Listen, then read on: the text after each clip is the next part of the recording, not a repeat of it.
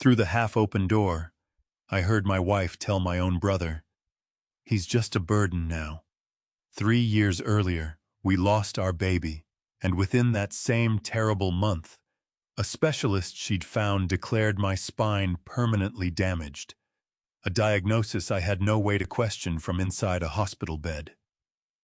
She took my brother into her confidence instead of me, building a version of our family where I was already gone, just still breathing in the next room. What neither of them realized was that I had been listening at that door for months, and what I'd prepared could not be whispered away. Thank you for being here with me.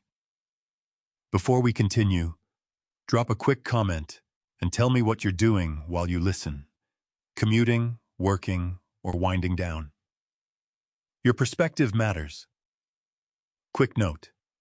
Some details are fictionalized for storytelling. The message at the heart of this story is what I hope stays with you. I heard my wife call me a burden the same way she might describe a broken appliance. I sat motionless in my wheelchair by the lake-facing window, positioned like furniture in our vacation home.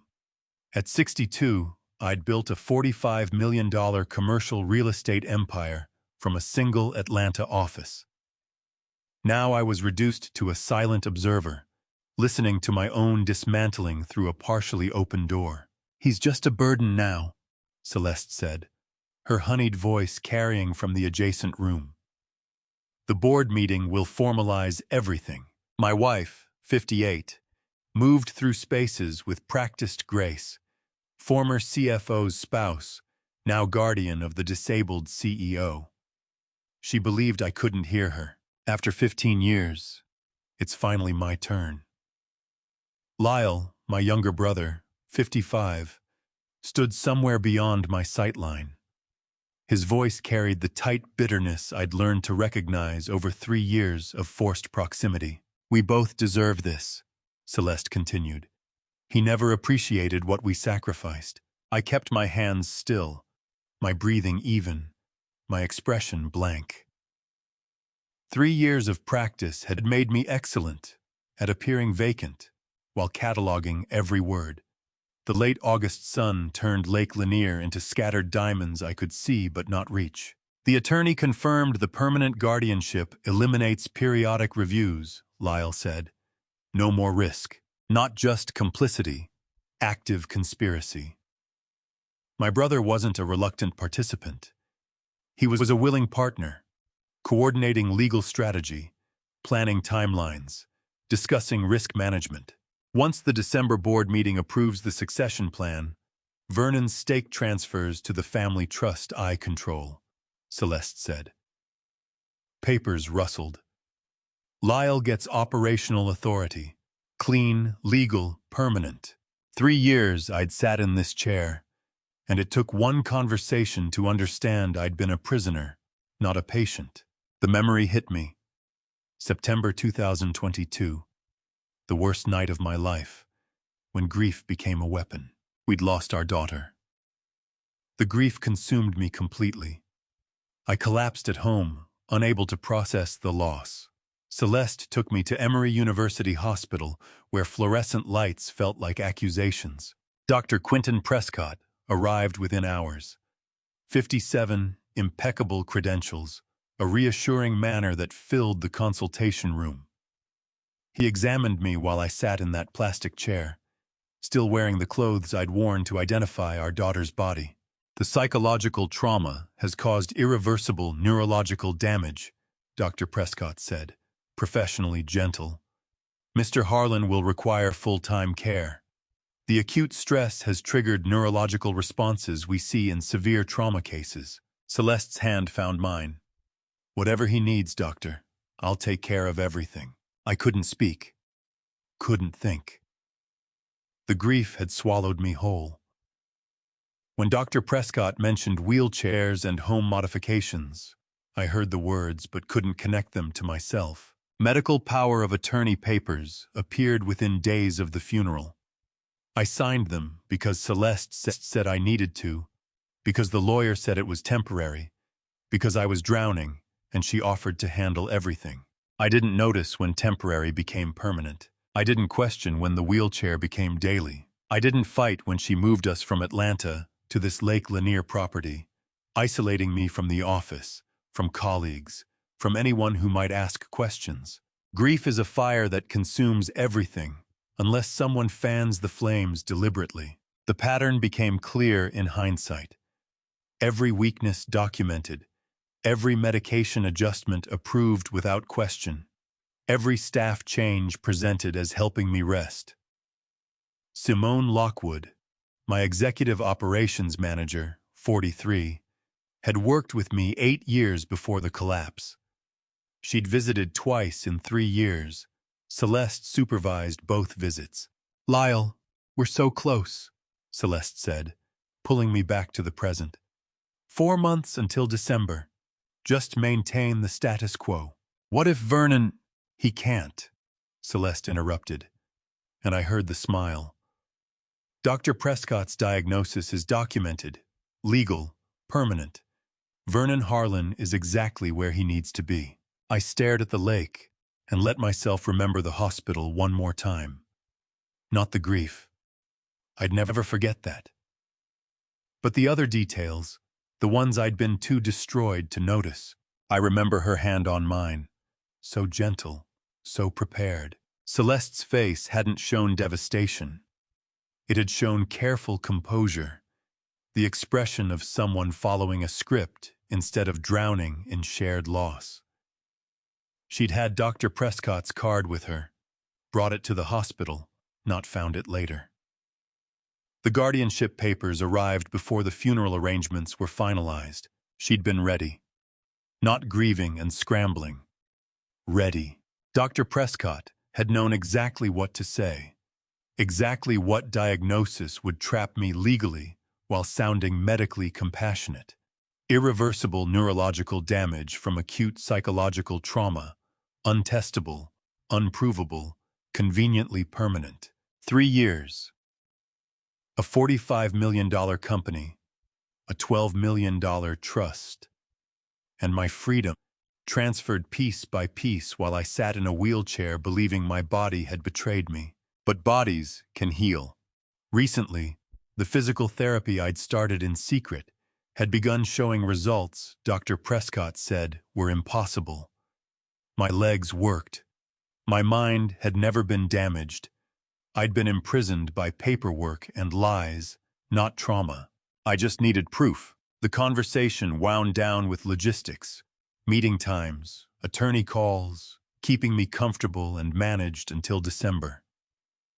They left separately, maintaining the pretense they barely coordinated, barely shared anything more than concern for poor, broken Vernon. I sat by the window until sunset, turned the lake from diamonds to rust, working through 3 years of carefully constructed captivity, looking for the thread I could pull to unravel everything. Celeste had been so careful, so prepared, so certain I'd never fight back. She was wrong about that last part. Fighting back required understanding the prison first. For 3 years, Celeste brought me my morning coffee with the same tender smile she'd worn on our wedding day.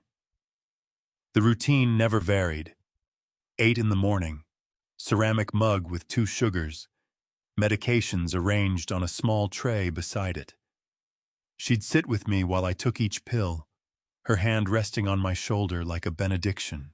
"Don't strain yourself, darling," she'd say, sliding documents across the table for signature. "I'll handle the business details." I signed them. Stock transfers, operational approvals, contract amendments, all reduced to simple explanations and a line awaiting my name. The medications made everything soft-edged, manageable, distant. Grief does that naturally, I'd thought. The pills were just helping me cope. The isolation came packaged as protection. Former colleagues from Harlan Development tried to visit in the first 6 months. Celeste turned them away with concerned apologies about my fragile condition, my need for quiet, my doctor's strict orders about stress. Even Simone stopped calling after the second supervised visit, where I'd sat silent and medicated, barely tracking the conversation. The doctor says stress could worsen your condition, Celeste explained each time. Let me protect you. I believed her. God help me, I believed every word. The seasons cycled through identical patterns at the lake house. Autumn leaves fell into water I could see, but not reach. Winter ice formed along the shore. Spring thawed it again. Summer heat made the wheelchair leather stick to my skin. Then autumn returned, and I marked 18 months in captivity without recognizing the bars. When does care become captivity? The grief had been real. Losing our daughter had broken something fundamental in me, and the initial collapse wasn't manufactured. But grief, I learned later, follows a timeline. It transforms. It doesn't stay acute for 3 years unless someone maintains it deliberately. Celeste maintained it. Every conversation steered back to the loss. Every family photo remained displayed exactly where I'd see it daily. Every anniversary, the accident, the funeral, the first birthday she didn't have, was marked with careful, devastating attention. The medications kept me foggy enough to stay in that space, unable to process forward, trapped in September 2022 while the calendar moved to 2023, then 2024. I didn't notice my legs growing weaker because I barely used them. I didn't question the wheelchair becoming permanent because Dr. Prescott had said it would be.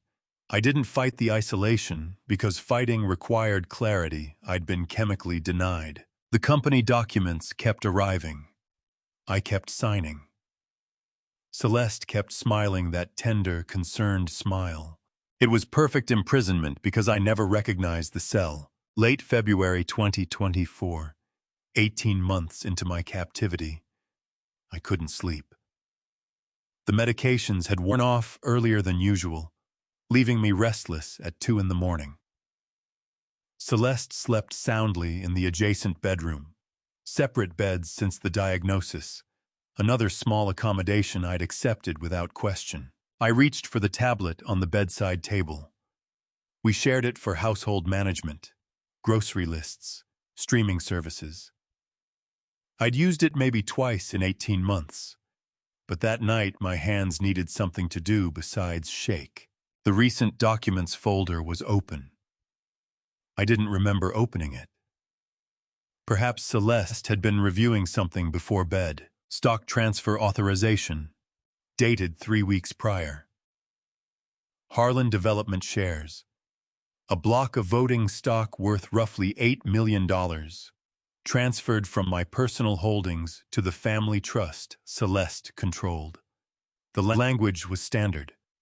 I'd executed hundreds of similar transfers over 30 years in real estate. My signature sat at the bottom, exactly where it should be. The signature was perfect, except it wasn't mine. I know my own signature. 40 years of contracts, closing documents, partnership agreements. My name became muscle memory decades ago. The Vernon Harlan on that document had the right letters, the right general shape, but the pen stroke angles were wrong. The loop in the H was too tight. The final upstroke on the end that I'd developed after signing the purchase agreement for our first major development in 1987, the small flourish that happened unconsciously every time, was missing. This wasn't a rushed signature. This wasn't an off day. This was someone else's careful study of my handwriting, executed methodically and filed digitally where I'd never think to look. I sat in the dark, tablet screen casting blue light across the bedroom, and felt the fog lifting for the first time in 18 months. The medications made me compliant. The isolation prevented comparison or verification. The grief kept me from questioning. But this was evidence. I'm telling you this because you need to understand. I didn't suspect fraud. I discovered it by accident. Everything before that moment had been context, manipulation, careful construction. This was the crack that made the whole edifice visible. I opened the documents folder completely, scrolled back through months of files, stock transfer, operational authorities, banking authorizations, trust amendments. How many of these had I actually signed versus how many Celeste had executed in my name? My hands weren't shaking anymore. They were steady, scrolling through document after document, looking at signature after signature, comparing pen strokes to the mental template I'd carried for decades. 3 more mismatched in the previous 6 months alone. I closed the tablet carefully, set it back exactly where it had been, and lay in the dark, working through the implications. If Celeste had been forging signatures for 6 months, possibly longer, she'd been transferring assets systematically while I sat 20 feet away, believing I was being cared for. The conspiracy wasn't just medical control. It was financial theft, executed with the legal authority I'd granted her in my grief. How much had she taken? How much remained in my name versus transferred to trusts she controlled, accounts I couldn't access, structures I'd unknowingly approved through forged documents? The questions multiplied in the dark. If the stock transfers were forged, what about the operational authorities? The company restructuring documents, the guardianship renewals? If this signature was forged, how many others were? I counted 17 forged signatures across 14 months before I stopped looking and started planning. I spent 3 days rehearsing what I would say to Celeste, then burned the script. Not literally, couldn't risk the smoke, but I deleted every imagined confrontation from my mind and forced myself to think like the businessman I'd been before grief made me stupid. The urge to accuse her was physical. Every morning when she brought coffee and medications, I wanted to throw the forged documents in her face and watch her careful composure crack. Every evening when she asked about my day with that tender concern, I wanted to demand explanations for the stock transfers, the trust amendments, the systematic theft of everything I'd built. I didn't. Because confrontation without leverage is just noise, and Celeste held every legal advantage. She controlled my medical power of attorney. She made healthcare decisions for me. If I accused her of fraud while sitting in a wheelchair, medicated and isolated, with a diagnosis of permanent neurological damage in my file, what would happen?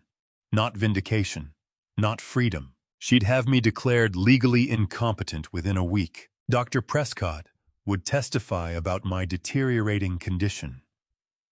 Celeste would present evidence of my confusion, my paranoid accusations, my inability to distinguish reality from grief-driven delusion. The guardianship that was currently renewable would become permanent and absolute. I'd be transferred from the lake house to a care facility where I wouldn't even have access to a shared tablet. The realization settled into my chest like ice. Immediate confrontation would trap me deeper, not free me. Celeste had prepared for 3 years. I needed to prepare smarter. I'd built $45 million on knowing when to pour concrete and when to let it cure. This required patience I didn't feel, and strategy I'd have to relearn through rage, so I took my medications, signed the documents she presented, maintained the vacant expression I'd perfected over 18 months, and I started planning like my life depended on it, because it did. The first problem was communication. Celeste monitored everything: phone, tablet, mail, visitors. I needed to reach someone outside her control, someone who could help build a legal case without alerting her that I knew. The solution came from an unexpected source: the home health aide who visited twice weekly to help with bathing and physical therapy. Young woman, 26, worked for an agency Celeste had hired. She'd mentioned during one visit that she had an old music player she didn't use anymore. Asked if I'd like it since the lake house could get quiet. I said yes. Celeste approved it as therapeutic. What arrived was a basic smartphone with the music app already loaded. I used it exactly as prescribed for 2 weeks, establishing the pattern. Then I factory reset it. Bought prepaid minutes through a grocery delivery app. Celeste thought I used for audiobooks, and had a burner phone that existed outside her surveillance. 3 weeks after discovering the forged signatures, I made the call that would change everything. Malcolm Greer answered on the 4th ring. 48 years old, corporate attorney practicing in Charleston, South Carolina. An old colleague's widow had mentioned him years ago as someone who handled complex business disputes with discretion. The geographic distance from Atlanta meant he existed outside Celeste's network. "Mr. Harlan," he said after I explained who I was, "I'm going to ask you some questions, and I need you to answer precisely. You need to understand. Making that call felt like stepping off a ledge blindfolded." Malcolm could have been a friend of Celeste's. He could have thought I was mentally incompetent and called Adult Protective Services. He could have refused the case entirely. Instead, he spoke with measured precision that felt like oxygen after 3 years of drowning. "How long between your wife establishing the power of attorney and the first document with a suspicious signature?" he asked. I pulled up the timeline I'd built from memory. 4 days. She had the guardianship papers before the funeral. Silence on the line. Then, before the funeral. "Yes. Mr. Harlan, that's not grief management. That's preparation." The words validated everything I'd been afraid to think. Someone outside the prison saw what I saw. Someone with legal expertise recognized the pattern. "I need you to send me every document you can access," Malcolm continued. "Every email, every signature page, every communication related to your medical care or financial management. Can you do that without alerting your wife? The tablet has a document folder she thinks I don't know how to access." "Good. Photograph everything with your phone. Send them to the encrypted email I'm about to give you. Do not save anything on the phone. Do not use your regular accounts. Do not tell anyone you've contacted me." I wrote down the email address on a paper towel I'd flush later. "What are we looking for?" "Proof of systematic fraud. Proof of conspiracy. Proof that your diagnosis was manufactured or exploited. The forged signatures are evidence, but they're not enough alone. We need to establish a pattern that predates your tragedy and extends beyond your wife's individual capability. You think others are involved? A fraud this comprehensive? A diagnosis this convenient? A guardianship this perfectly timed?" Malcolm's voice carried the weight of cases I couldn't see. "Mr. Harlan, individual opportunistic fraud is messy.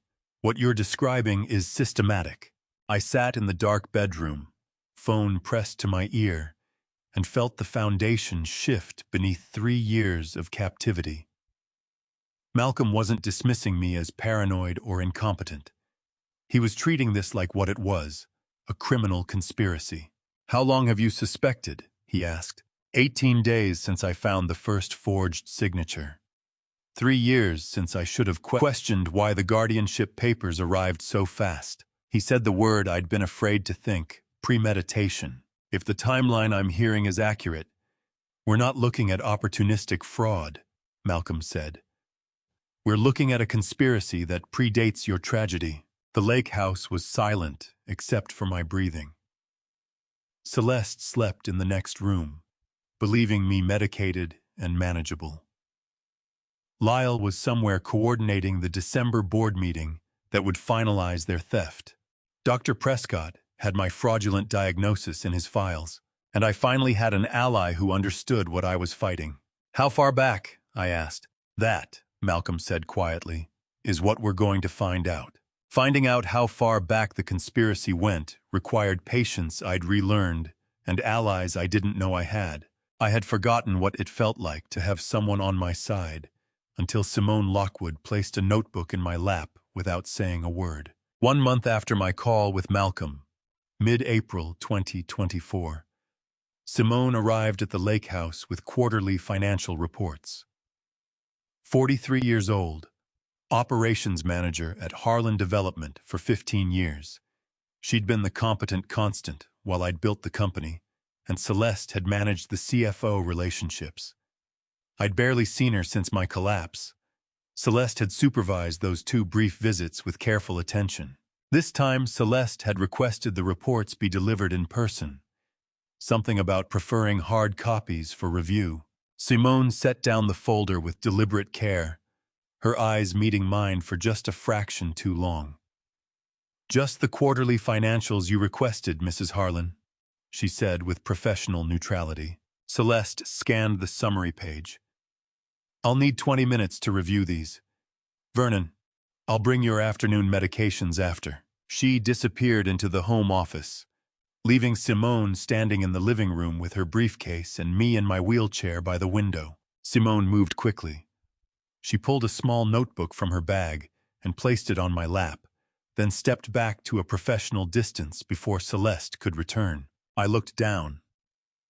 Transaction codes and dates filled the pages in tight handwriting. Board approval references that I knew had never been voted on. Stock transfers that bypassed standard authorization channels. Trust amendments executed without trustee meetings. Our eyes met again. "I've been keeping copies," she whispered.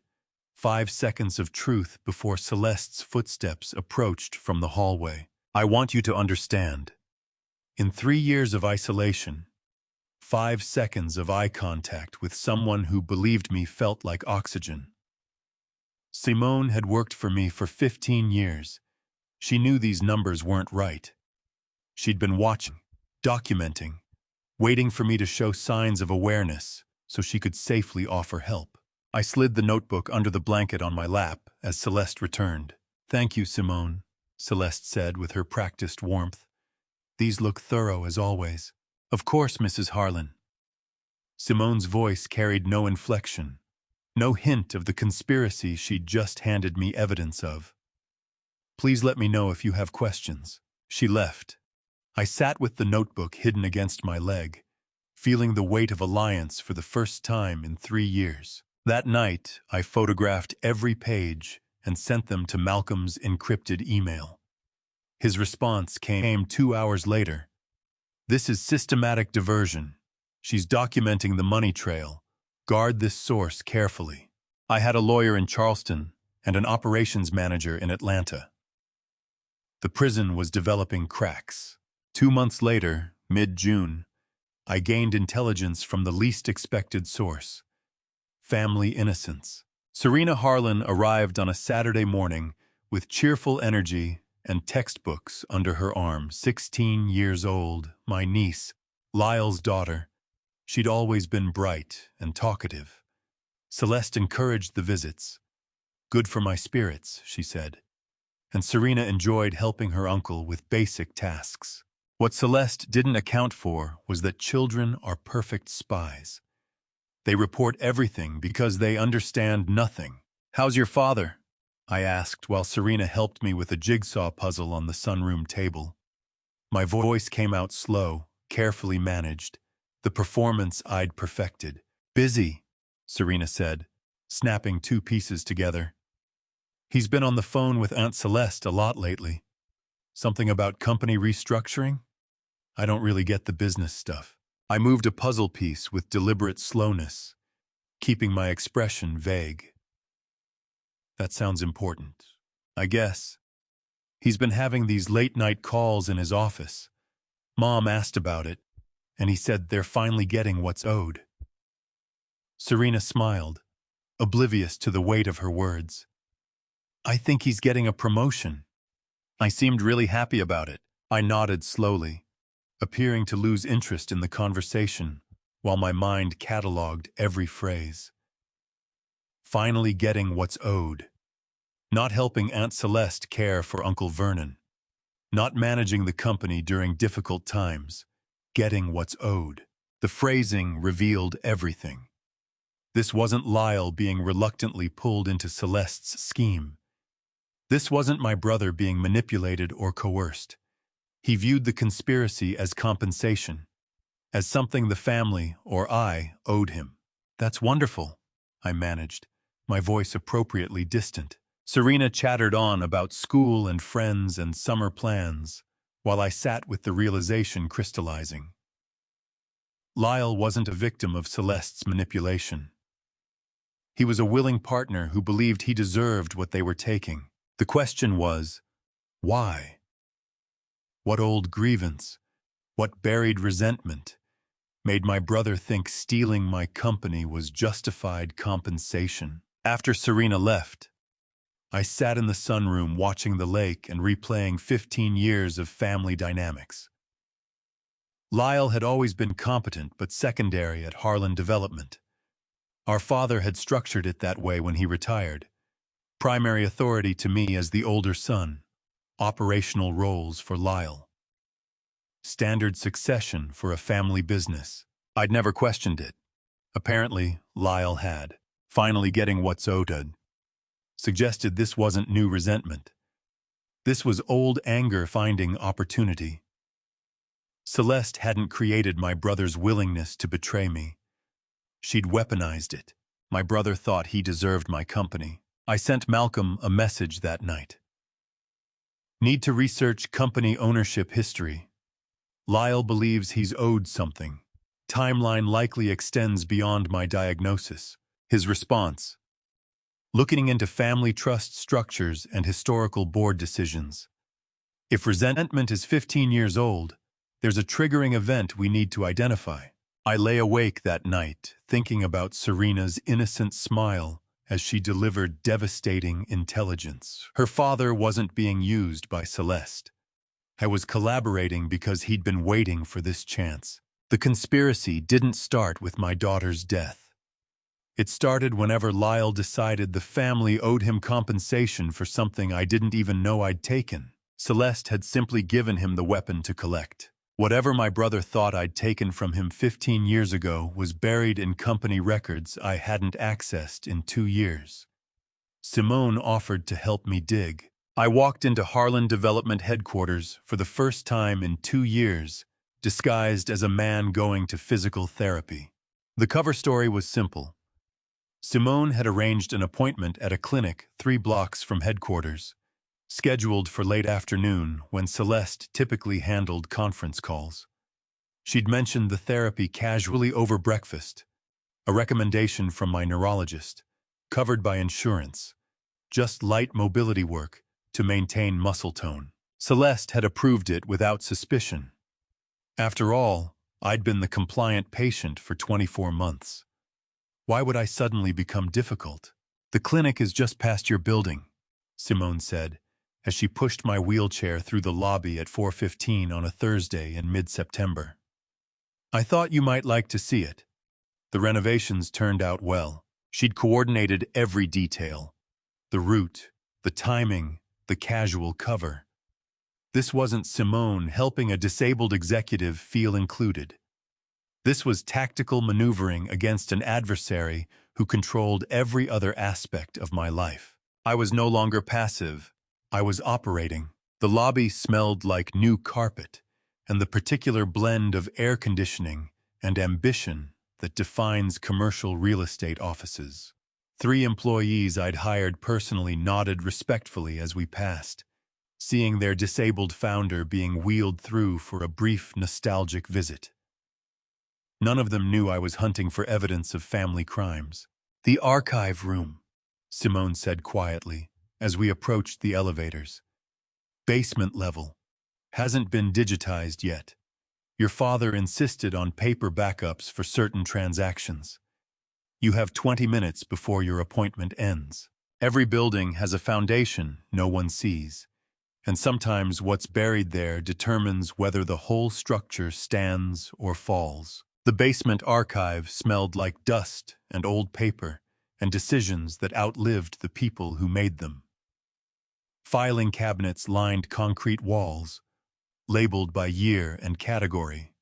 Simone positioned my wheelchair in front of the 2009 section and handed me a key. Project Riverside, she said. The transaction codes in my notebook trace back to this. I couldn't access the physical files without raising questions. She left me alone with 15 years of buried truth. The Project Riverside file was thicker than standard development deals, stuffed with memos and transfer authorizations and legal reviews. I pulled documents with shaking hands, spreading them across the adjacent table where I could read from the wheelchair. Cash transfer memos dated April 2009.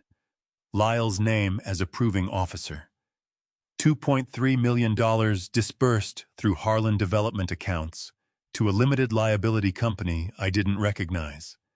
The purpose listed, property acquisition for Project Riverside mixed-use development. I flipped through 40 pages looking for the corresponding property records. Surveys, title insurance, closing documents, the standard paper trail that follows every legitimate real estate transaction. Nothing. The money left. Nothing came back. $2.3 million disappeared into a shell company that purchased no property, developed no project, generated no return. Just cash flowing out of Harlan Development with my brother's signature authorizing every transfer. Then I found the internal memo, dated 6 weeks after the last cash transfer. My parents' signatures at the bottom. The language formal and absolute. Effective immediately, Lyle Harlan is removed from all operational authority within Harlan Development. All existing projects under his supervision are reassigned. All future business decisions require authorization from Vernon Harlan or company ownership. Permanent exile, documented and signed. How do you protect someone from consequences so completely that even you forget what they did? I kept reading. Legal review memos about potential fraud exposure. Notes about law enforcement involvement being inadvisable due to family considerations. Recommendations for quiet resolution through internal restructuring rather than prosecution. Lyle had done something. Something serious enough to warrant permanent removal from operations, but protected enough to avoid criminal charges. The family had buried it so thoroughly that even the paper trail only hinted at the full story. Then I found the authorization I'd been dreading. My own signature, dated 3 days after my parents' memo. A counter-signature on the restructuring documents, confirming that I, as future controlling owner, accepted and ratified the decision to permanently limit Lyle's authority. I'd signed it. 35 years old, heir apparent to the company, and I'd co-signed my brother's exile without question because my parents said it was necessary. But I didn't remember it. Didn't remember the conversation, the explanation, the specific reason why Lyle deserved permanent exclusion. I remembered 2009 as busy, multiple projects, rapid expansion, my father's retirement planning. The details of why Lyle suddenly shifted to a purely advisory role had disappeared into the noise of running a growing company. My own signature stared back at me, a ghost from 15 years ago who'd known something I'd chosen to forget. I photographed every document with the burner phone. Transfer memos, legal reviews, the exile authorization, everything that might explain what Lyle had done and why the family chose protection over accountability. But the documents showed the decision without explaining the cause. They proved Lyle's involvement in financial irregularities and my parents' response and my complicit signature, but not the full story. Not what my brother had actually done with that money, or who had really benefited, or why we'd all agreed to bury it. Simone returned at the 20-minute mark exactly. Find what you needed? I found that there's something about my brother I never fully knew, I said, sliding the files back into place. And whatever it was, he's been carrying it for 15 years. We left through the same lobby, past the same employees, maintaining the same pretense.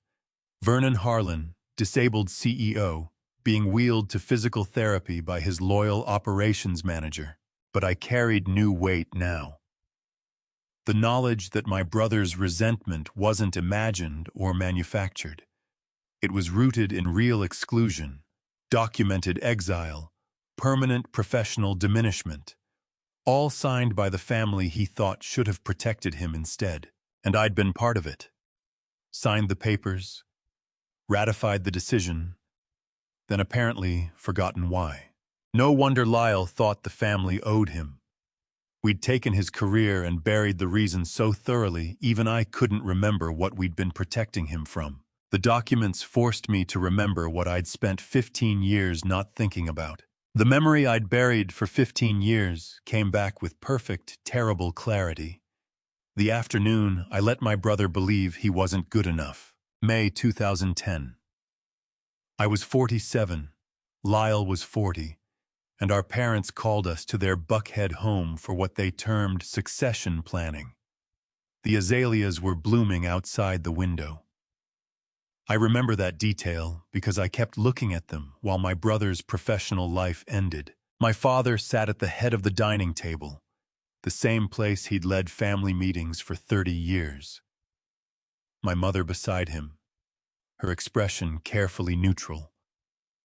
Lyle and I across from each other, both expecting to hear about transition timelines as Dad approached retirement. "We've made decisions about company leadership going forward," my father said. His voice carried the authority that had built Harlan Development from a single office into a regional powerhouse. Vernon will assume full operational control as CEO. Lyle, you'll serve on the board with advisory capacity. The phrasing was corporate clean. What it meant was simple. I got everything. Lyle got nothing. My brother's face went pale. "Dad, I don't understand. We were supposed to run this together." "That was always the plan. Plans change," my father said. "Why?" Lyle leaned forward, his hands flat on the mahogany table. "What did I do wrong? The projects I've managed have been profitable. The team respects me. What changed?" "The decision is final, son. Vernon will handle operations. You'll serve on the board." "That's not an answer." Lyle's voice climbed. "You can't just cut me out without explaining why." My mother spoke then, her tone gentle but immovable. "We've thought this through carefully. It's what's best for the company. I need to tell you what I saw that day. Not my brother's pain, but my own ambition. Because while Lyle fought for explanation, I was calculating opportunity. 3 major developments were pending. Mixed-use properties that would triple our commercial footprint. Sole operational control meant faster decisions, cleaner execution, no need to build consensus with a co-equal partner. My parents were handing me exactly what I'd wanted, without having to ask for it. Lyle turned to me, his eyes desperate. "Say something. Tell them this isn't fair." I should have demanded explanation. Should have questioned the sudden reversal of lifelong succession plans. Should have recognized that something serious must have happened to trigger this kind of permanent exclusion. Instead, I said, "Dad knows what's best for the company." 6 words, 30 seconds of choosing ambition over brotherhood. Lyle stared at me like I'd struck him. "You agree with this?" "I trust their judgment," I said, already thinking about the capital structure for the pending developments. "If this is what they think is right, then we should respect it." "Respect it?" Lyle's voice broke. "Vernon, they're taking away everything I've worked for, everything we were supposed to build together, and you're just accepting it? The company needs clear leadership." I heard myself say the words, saw my brother flinch at each one, and kept talking anyway. "Dad's right that we need streamlined decision-making for the expansion phase. This structure makes sense. It made sense for me. It destroyed Lyle." My father nodded approvingly. My mother's expression softened with relief, and my brother sat across from me understanding that his own family had voted him out without trial, without explanation, without appeal. "I see," Lyle said quietly. He pushed back from the table, his chair scraping hardwood floor. "When do you need my signature on whatever documents make this official?" Your mother has prepared the restructuring papers, my father said. We'll need them by end of week. Lyle looked at me one more time. I remember his face so clearly now, 15 years later, sitting in a wheelchair I didn't need, holding evidence of the conspiracy my silence had helped create. That afternoon in 2010, Lyle's face showed betrayal deeper than our parents' decision. Lyle's face that afternoon. I can still see it. And now I finally understand what I was looking at. He could accept our parents' judgment as misguided or protective or wrong. But me, his older brother, his supposed partner, the person who should have fought beside him, my acceptance was abandonment. He signed the papers, took his board seat, showed up to quarterly meetings for 15 years with professional courtesy and growing resentment, and apparently never forgot the afternoon his brother chose sole control over shared legacy. I built the company exactly like I wanted after that. The 3 developments went forward with my singular vision. We expanded into new markets, doubled revenue, established dominance in commercial real estate across 3 states. Harlan Development became everything I'd planned, and Lyle sat in advisory meetings watching me build an empire on the professional exile I'd co-signed without question. I never asked what he'd done to trigger the exclusion. Never questioned why our parents made such a dramatic reversal. Never wondered if there was more to the story than efficiency and streamlined leadership. I just took what was offered and built. I chose the company over my brother in 30 seconds of silence. Sitting in that basement archive 15 years later, holding documents I didn't remember signing, I finally understood. My parents had a reason for excluding Lyle. Whatever happened with Project Riverside and the missing funds, it was serious enough to warrant permanent removal from operations. But they'd buried the reason so completely that even I never knew what it was, and I'd never asked, never thought to question why my 40-year-old brother deserved exile without explanation. I'd just accepted the convenient arrangement that gave me sole control and moved on to maximize the opportunity. I'd built my empire on my brother's wound, without ever bothering to learn what had caused it. No wonder Lyle thought the family owed him. We'd taken his career, buried the accusation, and expected him to smile through advisory meetings while I ran the company we were supposed to share. And when Celeste offered him a chance to finally take what he'd lost 15 years ago, when she handed him leverage against the brother who'd chosen ambition over loyalty that afternoon in Buckhead, of course he took it, understanding. My 15-year-old betrayal didn't change what Celeste was doing in the present. If anything, it made stopping her more urgent. The past could wait. Malcolm's call 2 months later proved the present wouldn't. Early November 2024. I sat by the lake window, with the burner phone pressed to my ear, while Celeste handled conference calls in her office. Malcolm's voice carried the measured precision I'd come to rely on. "I've compiled findings on Dr. Prescott," he said. His medical license shows cross-state registration irregularities between Georgia and Tennessee. Not enough to trigger revocation, but enough to raise questions about his professional practices. I kept my voice low. "What kind of irregularities?" "The timeline on your medical power of attorney is the first concern, established within 96 hours of your tragedy. Most guardianship cases take weeks of evaluation before courts grant that level of authority. 4 days from loss to legal guardianship," I said quietly. "Judges see grief. You see preparation." "Exactly." Papers rustled on his end. "The second concern is more significant. Dr. Prescott's license raised flags in Tennessee 2 years before your diagnosis. A family filed a complaint alleging he falsified a neurological assessment to support a contested guardianship. The investigation was dismissed for lack of evidence. But the pattern— "You're saying he's done this before?" Malcolm paused. "I'm saying the pattern suggests practice. In construction, you reinforce a weak point before the load increases. I'd been gathering evidence while the structure was already failing.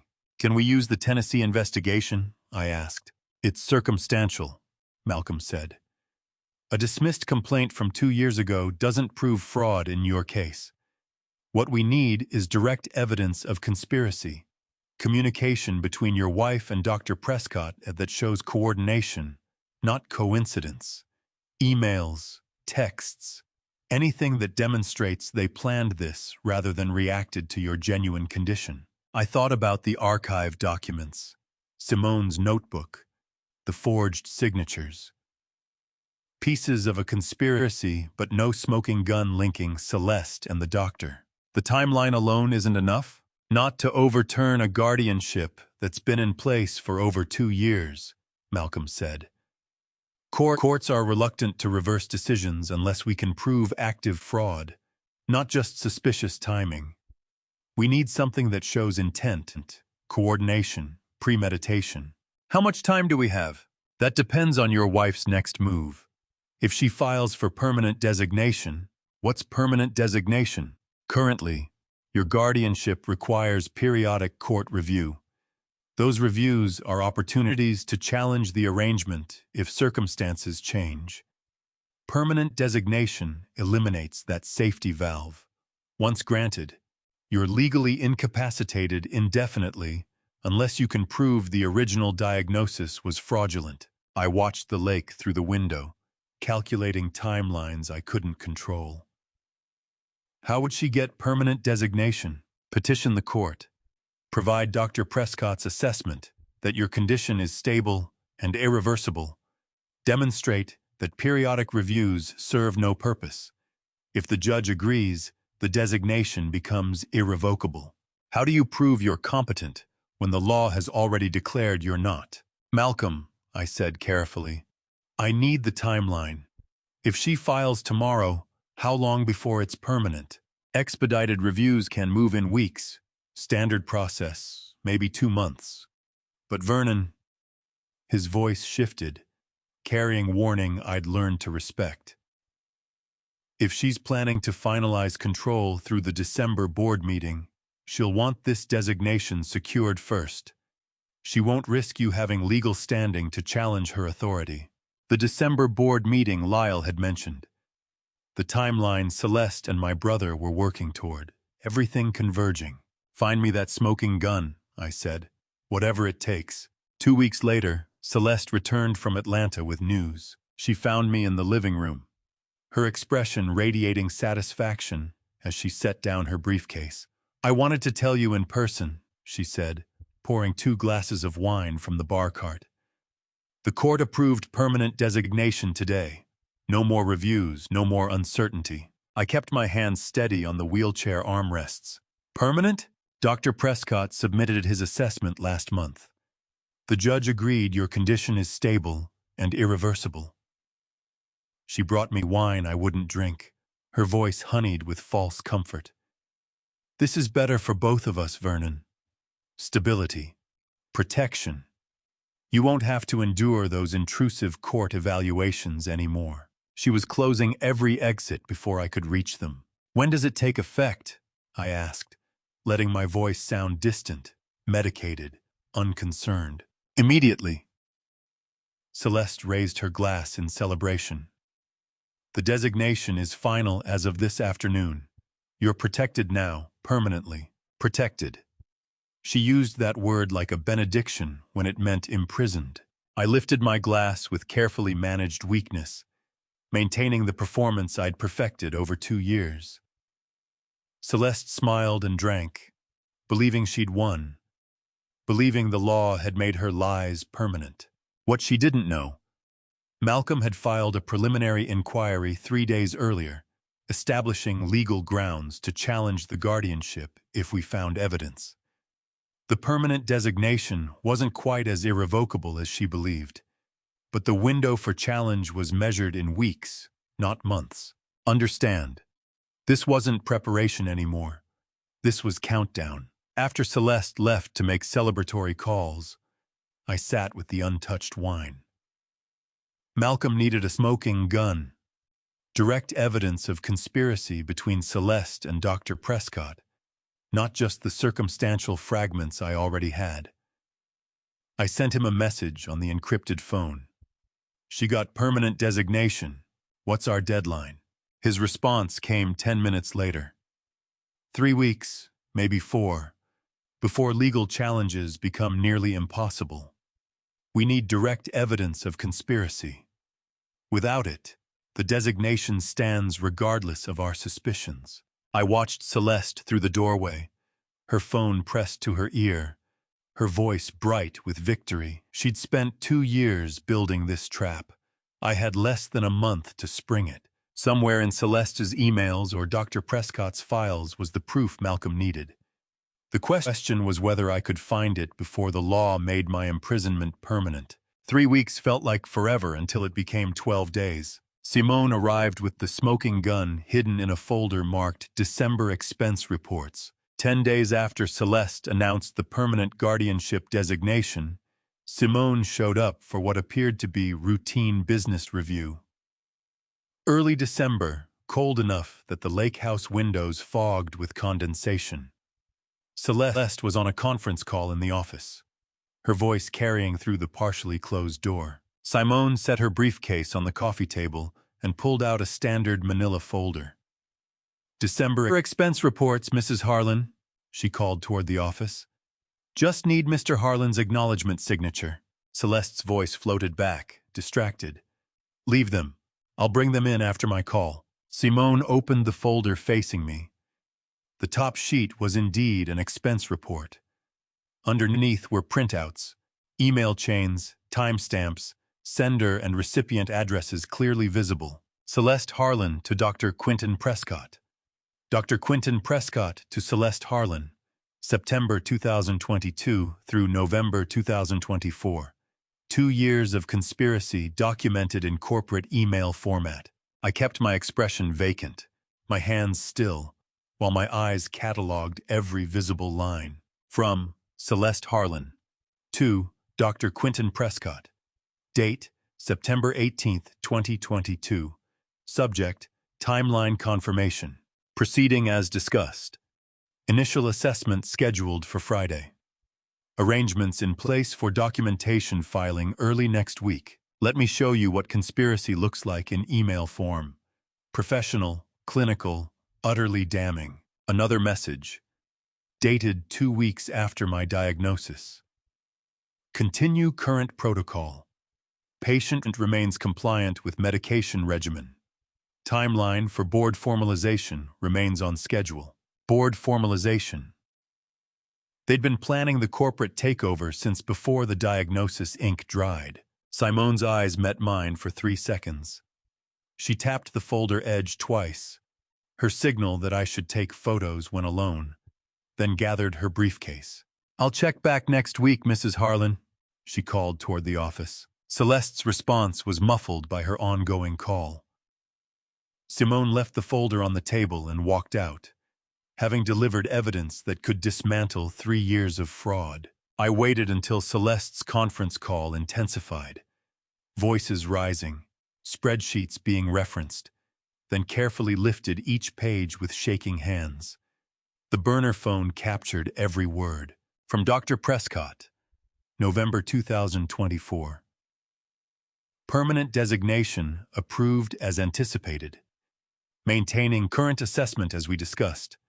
Patient condition remains stable per our agreed protocol. Agreed protocol. Not medical assessment. Protocol. A plan they'd coordinated and sustained for over 2 years. The emails revealed more than coordination. They revealed timing.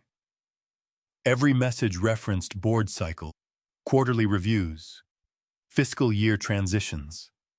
Celeste hadn't just fabricated a diagnosis.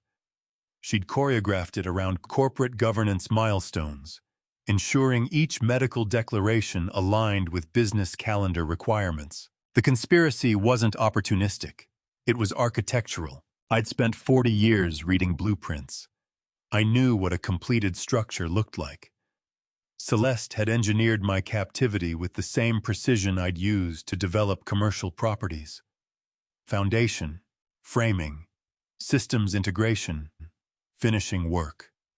Every phase planned, every timeline calculated. I photographed the last email and slid the pages back under the expense report, exactly as Simone had arranged them. My hands weren't shaking anymore. I had what Malcolm needed: direct evidence of conspiracy, coordination, premeditation. Smoking gun delivered in a folder marked for routine business. That afternoon, alone in the bedroom, while Celeste handled errands in Atlanta, I opened the shared tablet to send Malcolm the photos through our encrypted channel. The corporate calendar notification appeared as I unlocked the screen. Auto-forwarded from my old work email, the kind of administrative reminder I'd received for 30 years. I almost dismissed it. Board of Directors, Special Session, December 15, 2024. Harlan Development Headquarters. Agenda: formal transfer of executive authority and permanent succession planning. December 15, 12 days from today. I read the notification 3 times, understanding, crystallizing with each pass. The permanent guardianship designation Celeste had secured wasn't the endgame. It was preparation.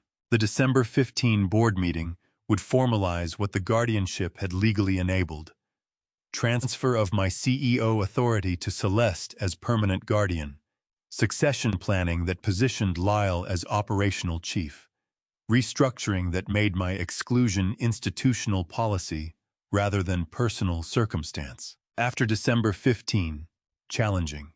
Celeste wouldn't just mean overturning a guardianship.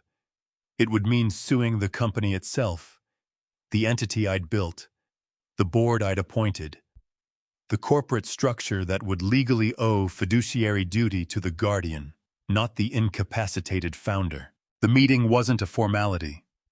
It was the moment my prison became permanent through corporate ratification. 12 days. That's 4 working weeks compressed into less than 2. I sent the email photos to Malcolm with a message. Found the evidence. Board meeting scheduled December 15 to formalize transfer. Timeline is 12 days. His response came within minutes. Reviewing now. This is sufficient for fraud claim. Call me immediately. For the first time in 2 years, I used the burner phone in daylight hours. Malcolm answered on the first ring. "We have it," I said without preamble. "And we have 12 days. Silence for 3 seconds while he processed both pieces of information. Then, "The emails are explicit.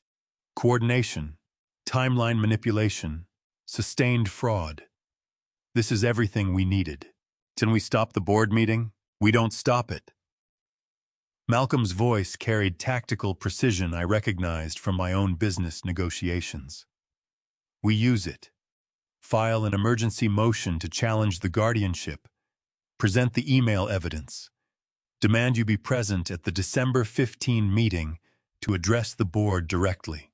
Force Celeste to explain these communications in front of the directors who are about to grant her permanent control.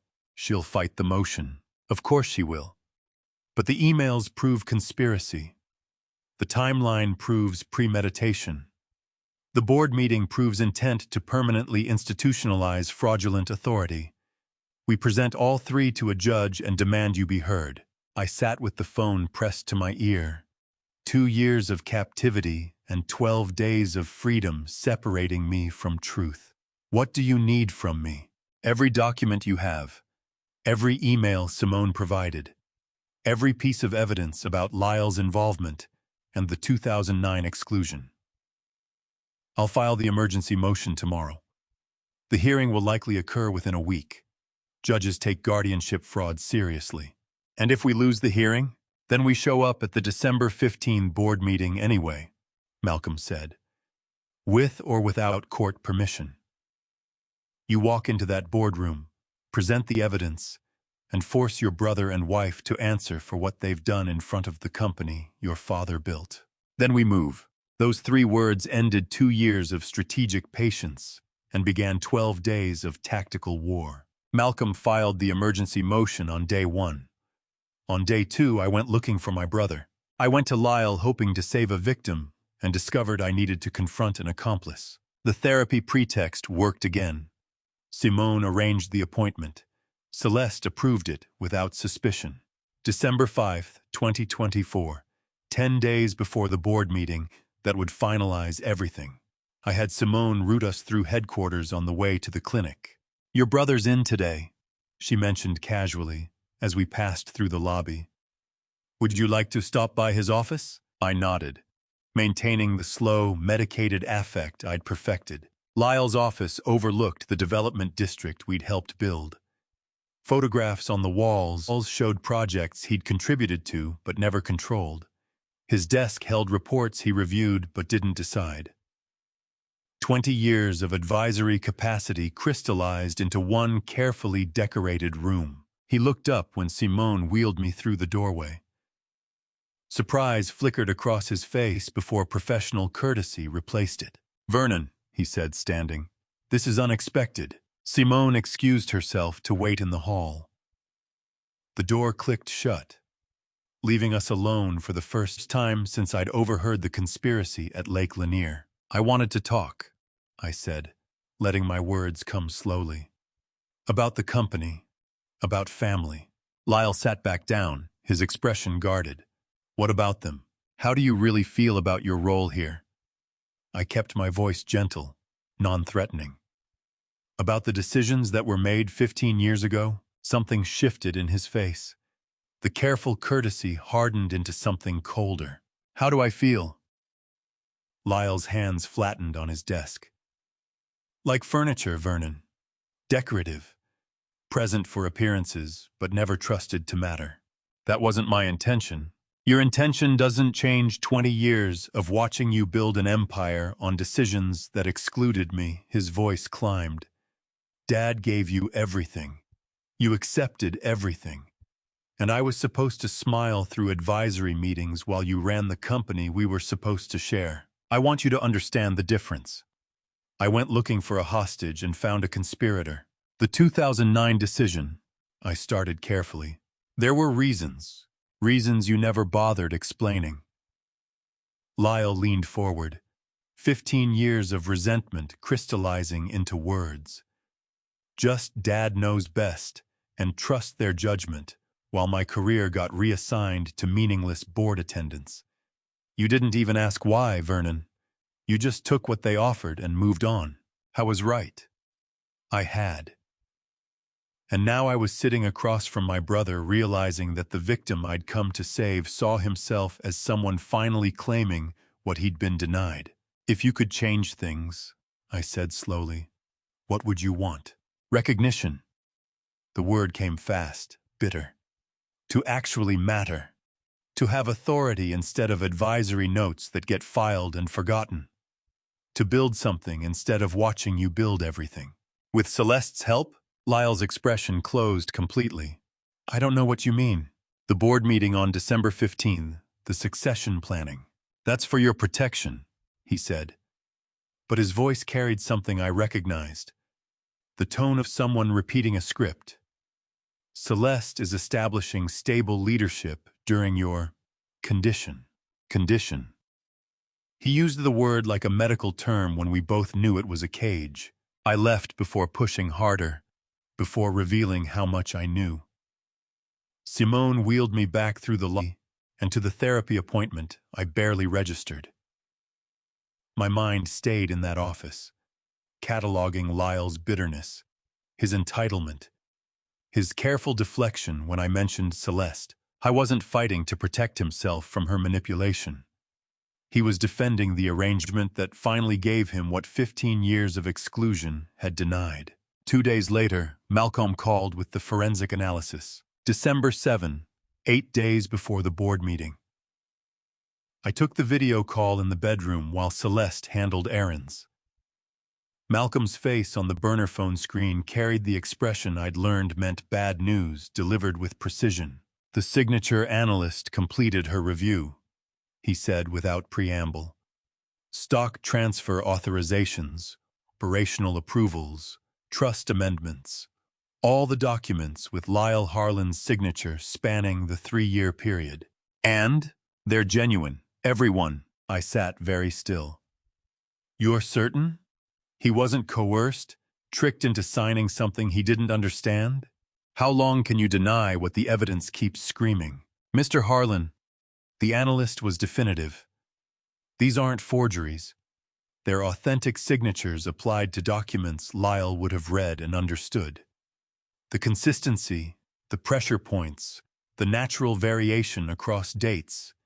He knew exactly what he was signing. Could Celeste have... Your brother is a 40-year veteran of commercial real estate, Malcolm interrupted gently. He understands stock transfers, trust amendments, operational authorities. He signed these documents knowing they were transferring assets from you to entities Celeste controlled, repeatedly, systematically, for 3 years. The forensic report appeared on screen.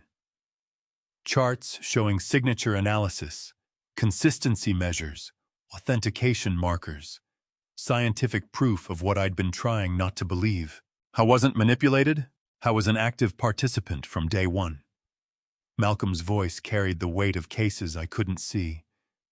The earliest signatures date to October 2022, barely a month after your diagnosis. Your brother has been executing this conspiracy alongside your wife since the beginning.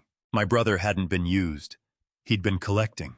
I stared at the forensic report long after Malcolm ended the call. 3 years of signatures, all authentic. Lyle hadn't stumbled into helping Celeste steal the company. He'd been signing transfer documents before I even understood I was trapped, coordinating asset movements while I sat medicated and grieving, building his claim to what he believed I'd stolen 15 years ago. The 2009 exclusion had created the wound. Celeste had offered the weapon, and Lyle had been using it for 3 years, while I'd sat in a wheelchair thinking my brother might still be salvageable. 8 days until the board meeting. Malcolm had the email evidence proving medical fraud. We had forensic proof of Lyle's willing participation. The emergency motion would force a hearing within days. But confronting Lyle with the full truth now, showing him I knew about his authentic signatures, his active conspiracy, his 15-year resentment turned into 3-year theft. Would that create an opening for reconciliation, or push him permanently into Celeste's corner? I decided not to confront Lyle privately. Whatever reconciliation I'd hoped for died with the forensic report showing 3 years of authentic signatures. My brother had made his choice. Now I'd make mine. Day 6 of the countdown. Malcolm and Simone met me at a cafe 20 minutes from Buckhead. Off-site, anonymous. The kind of place where 3 people reviewing documents would disappear into the ambient noise of Atlanta business lunches. Malcolm arrived first, briefcase heavy with organized evidence. Simone followed 10 minutes later, confirming Celeste believed I was at physical therapy across town. We had 2 hours before my cover story expired. Let's see what we have, Malcolm said, spreading folders across the corner table we'd chosen for privacy. 3 years of conspiracy laid out like a project timeline. Medical fraud in one folder, financial transfers in another, email evidence in a third. Her USB drive to the collection, the digital backbone of everything we'd gathered. Dr. Prescott first, Malcolm began. Fraudulent diagnosis of irreversible neurological damage issued within 4 days of your daughter's death. The Tennessee investigation from 2 years prior establishes a pattern of fabricating medical assessments for financial gain. That's Exhibit 1. He pulled the medical power of attorney documents. Executed before your daughter's funeral. Timeline alone suggests premeditation. But combined with Dr. Prescott's history, it proves conspiracy to create false guardianship grounds. Simone slid the USB drive across the table. Every email, every transfer, every signature. 3 years in 37 files. Malcolm opened his laptop and pulled up the email chain between Celeste and Dr. Prescott. The screen showed coordination spanning from September 2022 through November 2024. Maintaining assessment as planned, appearing in multiple messages. Board meeting references. Timeline synchronization between medical evaluations and corporate governance cycles. This is systematic, Malcolm said, his voice carrying the weight of 30 years practicing law. Not opportunistic fraud, engineered conspiracy. Your wife coordinated with Dr. Prescott to fabricate and sustain a diagnosis specifically timed to corporate calendar milestones. The financial transfers? I asked, keeping my voice low. $2.3 million through Project Riverside accounts, Simone answered. Lyle approved every transfer across 8 months in 2009. No corresponding property acquisition. The money disappeared into shell companies and was never recovered. Malcolm pulled forensic signature analysis. Your brother's current participation, the stock transfers, operational authorities, trust amendments over the past 3 years, all authenticated. He signed knowingly, repeatedly, systematically. We spent 90 minutes reviewing everything. Medical fraud, financial conspiracy, family betrayal. The evidence wasn't circumstantial anymore. It was documented, cross-referenced, provable in court. This isn't just civil fraud, Vernon, Malcolm said, as we finished the review. Dr. Prescott's involvement crosses into criminal territory. The email coordination, the fabricated diagnosis, the sustained deception for financial gain. We could file criminal charges tomorrow. The DA's office would prosecute. I sat with my coffee growing cold, looking at 3 years of captivity reduced to file folders and USB drives. Everything I needed to destroy Celeste legally, permanently, publicly. What's the recommended approach? I asked. Emergency hearing to overturn the guardianship, Malcolm said. Present the evidence, demonstrate fraud, regain your legal standing. Then civil proceedings to recover stolen assets and criminal referral for Dr. Prescott and your wife. Quiet, methodical, effective. Timeline? 2 weeks to hearing, maybe 3. Then months of litigation to unwind the financial transfers. But you'd be free, legally competent, able to manage your own affairs while the recovery process unfolds. I looked at Simone. She'd risked her career documenting the financial irregularities, waiting months for me to show signs of awareness before offering help. I looked at Malcolm, who'd taken my case knowing the evidence was circumstantial and the odds were long. They'd given me the path to freedom. Quiet legal proceedings that would work, eventually, through proper channels. No, I said. Malcolm's eyebrows rose. No to which part? The quiet approach. The emergency hearing. The civil proceedings. The slow recovery of assets. I leaned forward. The board meeting is December 15th, 5 days from now. That's where we do this. Vernon, that's significantly riskier than... I don't want risk mitigation, I interrupted. I want both of them, Celeste and Lyle, facing me simultaneously in front of the board of directors. In the room where this company makes decisions, where my parents built something that meant integrity and family. Malcolm studied me carefully. You're choosing public confrontation over legal certainty. I'm choosing truth over settlement. Celeste planned to use that meeting to finalize her takeover. Instead, I'll use it to expose what she's done. Every email, every forged signature, every coordinated move to steal my company while I sat in a wheelchair she convinced me I needed. If the board sides with her, then we file the emergency motion that afternoon, I said. But Malcolm, my wife spent 3 years building this lie. My brother spent 3 years signing away my assets because of 15-year-old resentment. They planned to formalize the theft in front of the company my father built. I stood, testing the legs that Dr. Prescott said would never support me again. They're going to answer for it in the same boardroom. Malcolm and Simone left separately, maintaining operational security. I returned to Lake Lanier with Celeste, believing I'd spent the afternoon at therapy, her plans for December 15th proceeding exactly as scheduled. That evening, I stood at the bedroom window watching the lake darken. My father built Harlan Development from a single office in 1979. He'd retired in 2010 from the boardroom, where directors would gather in 5 days. The same room where he'd announced succession, where Lyle had learned he'd been excluded, where decades of family decisions had been ratified by board vote. Lyle would answer for what he'd done in the same boardroom, where our father handed me control 15 years ago.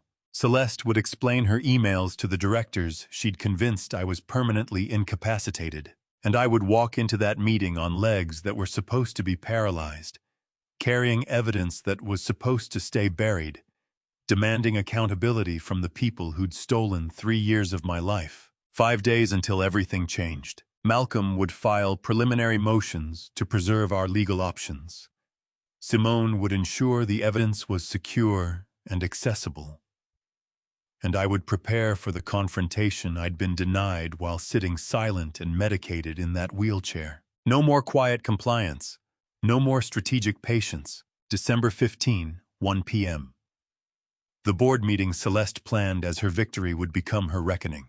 5 days felt like enough time until I realized I needed to look my brother in the eye one last time before destroying him publicly. I found Lyle alone in his office at 9:47 p.m., 4 days before the board meeting. Celeste thought I was sleeping at Lake Lanier, medicated and compliant. Instead, I'd driven myself to headquarters, legs that were supposed to be paralyzed working the pedals, and taken the executive elevator to the floor I'd designed in 2015. Lyle's office light was the only one visible from the parking structure. Late nights had always been his pattern, staying after everyone left, working on reports I'd review and modify. 20 years of advisory capacity condensed into evening hours. I opened his door without knocking. He looked up from his computer, surprise flashing before professional courtesy replaced it. "Vernon, how did you get here?" I drove. Turns out my neurological damage was significantly exaggerated. I didn't come to negotiate or warn. I came to hear my brother say it out loud, to confirm he chose betrayal willingly. Lyle stood slowly. "You should sit down." Malcolm confirmed every signature, I said, cutting through his performance. The forensic analysis came back 3 days ago. Stock transfers, operational authorities, trust amendments. All authentic. All yours. The courtesy drained from his face. "I don't know what you're talking about." 15 years, Lyle. I pulled the forensic report from my jacket, set it on his desk. "You've been planning this for 15 years. When Celeste offered you the weapon, you took it." He stared at the report without touching it. "You don't understand what it's been like. Then explain it to me." I sat in the chair across from his desk. "Tell me what made 3 years of fraud feel justified." How many nights had Lyle sat in this office, signing documents that would destroy his own brother? Lyle sank back into his chair, hands flat on the desk between us. For a long moment, he said nothing. Then, "You were always the chosen one." His voice carried 15 years of bitterness compressed into 6 words. "Dad handed you everything. The company, the authority, the trust. I was just supposed to watch. Be grateful for my board seat while you built an empire on decisions that excluded me." The 2009 exclusion. "Don't!" Lyle's voice climbed. "Don't explain it away. You never even asked why, Vernon. You just took sole control and moved on." I was right. I had. And sitting across from him now, I understood that my silence 15 years ago had planted seeds that Celeste harvested with precision. So when Celeste approached you after my daughter died, she offered you what? Recognition. The word came fast. A chance to finally matter. To have real authority instead of advisory notes. To build something instead of watching you build everything. By stealing my company while I sat in a wheelchair, she convinced me I needed. I watched my brother's face crumble, 55 years old, and still fighting for their father's approval, still bitter about exclusion he'd never understood. Celeste said you'd never appreciate what I contributed, Lyle said quietly. That you saw me as junior partner, never equal. That the only way to claim what I'd earned was to take it while you couldn't fight back. And you believed her. I believed what I'd seen for 20 years. Every decision you made without consulting me. Every expansion I advised on that you modified. Every time the board treated my input as optional. So you destroyed me to feel important? I claimed what should have been mine from the beginning. Lyle leaned forward. If Dad had treated us equally in 2009, if you'd questioned the exclusion instead of accepting it, if anyone had trusted me with real responsibility, you wouldn't have committed fraud? I wouldn't have needed to. The justification sat between us like a third presence. Lyle believed every word. 15 years of resentment had convinced him that systematic theft was righteous compensation. Celeste offered me what you never did, Lyle said. A chance to be seen. To actually matter in the company our father built. By using forged medical diagnoses and systematic financial fraud. By finally getting what 15 years of exclusion took from me. I stood. The conversation was over. If you'd just included me back then, Lyle started, his voice carrying something that might have been plea. If you'd stood up to Dad, questioned the decision. Nothing you say changes 3 years of fraud, I interrupted. 3 years of signing documents to transfer my assets while I sat medicated and grieving. Everything we were supposed to build together, Lyle said. You made your choice, Lyle. Now live with it. What are you going to do? I unlocked the door, opened it to the empty executive floor beyond. The board meeting is in 4 days. You'll find out then. Vernon. I left him sitting in the dark office with the forensic report on his desk, still trying to justify 15 years of resentment turned into 3 years of conspiracy. He didn't know I had the evidence compiled, the allies positioned, Malcolm ready to file motions. I didn't know the December 15 meeting he'd helped Celeste orchestrate would become the venue for his confession instead of my permanent exile. 4 days remained. My brother had admitted it all, not with remorse but with entitlement. The conspiracy wasn't primarily about money. It was about a 55-year-old man still fighting to matter, still believing the family owed him recognition, still convinced that destroying me was justified correction. My brother's words echoed in the empty executive floor. Celeste offered me what you never did, a chance to be seen. She'd offered him a weapon. He'd used it for 3 years, and in 4 days, he'd learn what recognition actually cost. My hand was on the door handle when I heard myself say, "You want to know why Dad cut you out in 2009? The question hung in the air between us. I'd planned to leave without explanation. But standing there in his office doorway, I realized that silence, my silence 15 years ago, had created this. Maybe truth, even partial truth, could still matter. I turned back. Lyle hadn't moved from his desk, the forensic report still sitting between us like evidence at trial. Sit down, Lyle said quietly. Not an invitation, a challenge. I sat. Dad found something in the 2009 financials. I started, choosing words carefully. Project Riverside. Money moving through accounts that didn't match property acquisitions. He made a choice to protect you. Protect me how? Lyle leaned forward. By shutting me out? By removing me from every operational decision? By making me irrelevant? By keeping your name out of investigations? I watched his face, trying to gauge how much to say. There were complications. Things that couldn't come to light without destroying your career. What things? What money? Lyle's voice climbed. I approved standard development transfers, Everything went through proper channels. The channels were proper. The destinations weren't. Their father had sat in this same chair in 2009, making the same calculation. Protect Lyle by keeping him in the dark. And I'd endorsed that decision without question, signed the exclusion documents, and moved on to build my empire.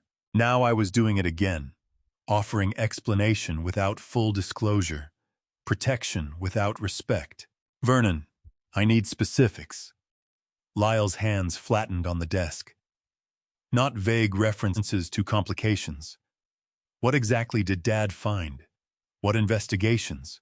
Who was involved? I hesitated.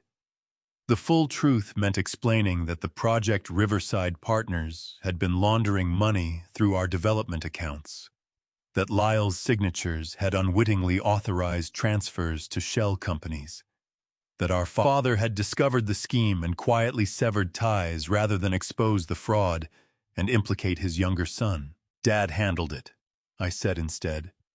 He resolved the situation, made sure no one faced legal consequences. That's what matters. That's not what matters. Lyle stood, his chair scraping hardwood. What matters is that for 15 years, you've all decided what I can handle, what I deserve to know, what truth I'm capable of processing. We were protecting, you were managing me. His voice carried the same bitterness I'd heard earlier, but sharper now, focused. Dad did it. You did it. Even now, sitting here offering to explain, you're still deciding which parts of the truth I get to hear. When had silence become the family currency? The thing we traded instead of truth? Lyle, the full situation is complicated. Then uncomplicate it. Lyle moved around the desk, stood looking down at me. Tell me exactly what I did wrong in 2009. What money moved where? What investigations happened? Give me the whole truth for once. I looked at my brother and realized I'd walked into this room twice tonight. Once to confront him with evidence of conspiracy. Once to offer reconciliation through partial explanation. Both times, I'd operated from the same assumption, that I knew better than Lyle what he needed to hear, just like our father had in 2009. He resolved it, I repeated. That's what I can tell you.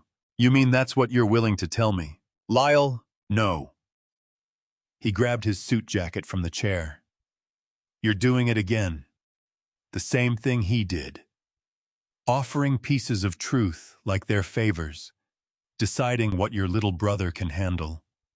Protecting me from consequences you won't even name. I'm trying to explain why the exclusion happened. You're trying to justify it. Lyle's voice went cold. There's a difference. 15 years of being managed, protected, excluded like a child who can't handle adult conversations. And you wonder why I chose Celeste. The words landed like a verdict. I'd come back into this office hoping partial truth would build a bridge. Instead, I'd confirmed everything Lyle believed about the family. That we'd never trusted him, never respected him enough for full disclosure, never seen him as equal partner. She offered me transparency, Lyle continued, pulling on his jacket. No protection, no managing, no deciding what I was capable of understanding. Just the truth about what we could take while you sat in that wheelchair. Celeste offered you lies that felt like respect, and you're offering me respect that feels like lies. Lyle moved toward the door. Half-truths about 2009. Vague explanations about complications. The same pattern 15 years later. Lyle grabbed his coat and walked out without looking back. I sat in his office listening to his footsteps fade down the hallway, the elevator doors opening and closing.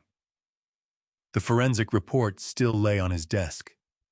The partial explanation still hung in the air, inadequate and incomplete. I'd tried to build a bridge with half the truth and burned it instead. 3 days until the board meeting. Lyle had entered this evening not knowing I had evidence. He left knowing I had proof of his conspiracy, knowing I'd tried to explain the 2009 exclusion, and knowing I still wouldn't trust him with the full truth. I'd made everything worse. The office felt smaller without him in it. The silence heavier. I'd confronted my brother twice tonight. First with evidence that proved his willing participation in fraud. Then with explanations that proved the family still didn't trust him with complete honesty. Both conversations had ended with Lyle more convinced than ever that he'd been right to help Celeste. I stood, turned off his office light, and left the way I'd come. The executive floor was empty, the building quiet. Somewhere out there, Lyle was driving home to his family, carrying 15 years of resentment, plus tonight's confirmation that nothing had changed. What I didn't know, as I drove back to Lake Lanier, my brother had pulled over 2 blocks from headquarters and was already texting Celeste everything I'd said. 3 days until the board meeting. And I'd just armed them both with exactly what they needed to prepare. Lyle's warning reached Celeste before I made it back to Lake Lanier. By morning, she was ready. I woke at Lake Lanier to coffee already brewed. Celeste's morning routine unchanged in 3 years. December 12, 7:30 a.m. 3 days until the board meeting. I came downstairs maintaining my medicated shuffle. Celeste stood at the kitchen counter reading her phone, expression calm. "Coffee's ready," she said with her tender smile. "How did you sleep?" "Fine." I settled into my chair by the window. Her phone rang. She glanced at the screen, and something flickered across her face. "I need to take this." She walked to the adjacent room, door partially open. "Lyle." Her voice carried professional warmth. "Is everything all right?" I couldn't hear my brother's response, but I watched Celeste's posture change. Her shoulders straightened. "He asked you about 2009. What exactly did he say?" Silence while Lyle explained. I kept my expression vacant while my mind calculated how much he'd revealed. "The forensic analysis too?" Celeste's voice climbed. "No, you did the right thing calling me." The morning's false normalcy had been exactly that. False. Lyle's late-night call had already triggered Celeste's countermove. My confrontation hadn't disrupted her timeline. It had accelerated it. Celeste ended the call and stood in the doorway, back to me. When she turned, the tender smile had returned, but her eyes carried new calculation. "Everything okay?" I asked. "Just some scheduling issues with the board meeting." She crossed to the kitchen. Actually, I need to tell you about a change. 3 years of captivity, 3 days of preparation, and Celeste just cut my timeline by 2/3. The December 15 meeting," she continued, pouring coffee with careful precision. "We're moving it up." I kept my expression confused. "Moving it? Tomorrow. December 13, 1 o'clock. She sat across from me. "Some board members have scheduling conflicts. This works better for everyone." "That's only plenty of time." Celeste's smile never wavered. "Unless you had something you were preparing?" The question hung between us like a test. She knew. Maybe not everything, but enough. Lyle had told her about the forensic report, the confrontation, my questions about 2009. She was moving the meeting to compress my window. "Before I tell you what I did next, are you still with me? Comment A if you think she knows about my evidence, or B if you think Lyle's call was just venting. Add one short reason, a quick note. What follows includes some recreated details for emotional impact.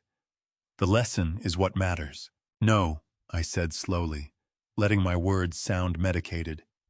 "I just thought it was the 15th. It was. Now it's tomorrow." Celeste stood. "I'll be in meetings most of the day finalizing details." She left for Atlanta an hour later. I waited until her car disappeared before pulling out the burner phone.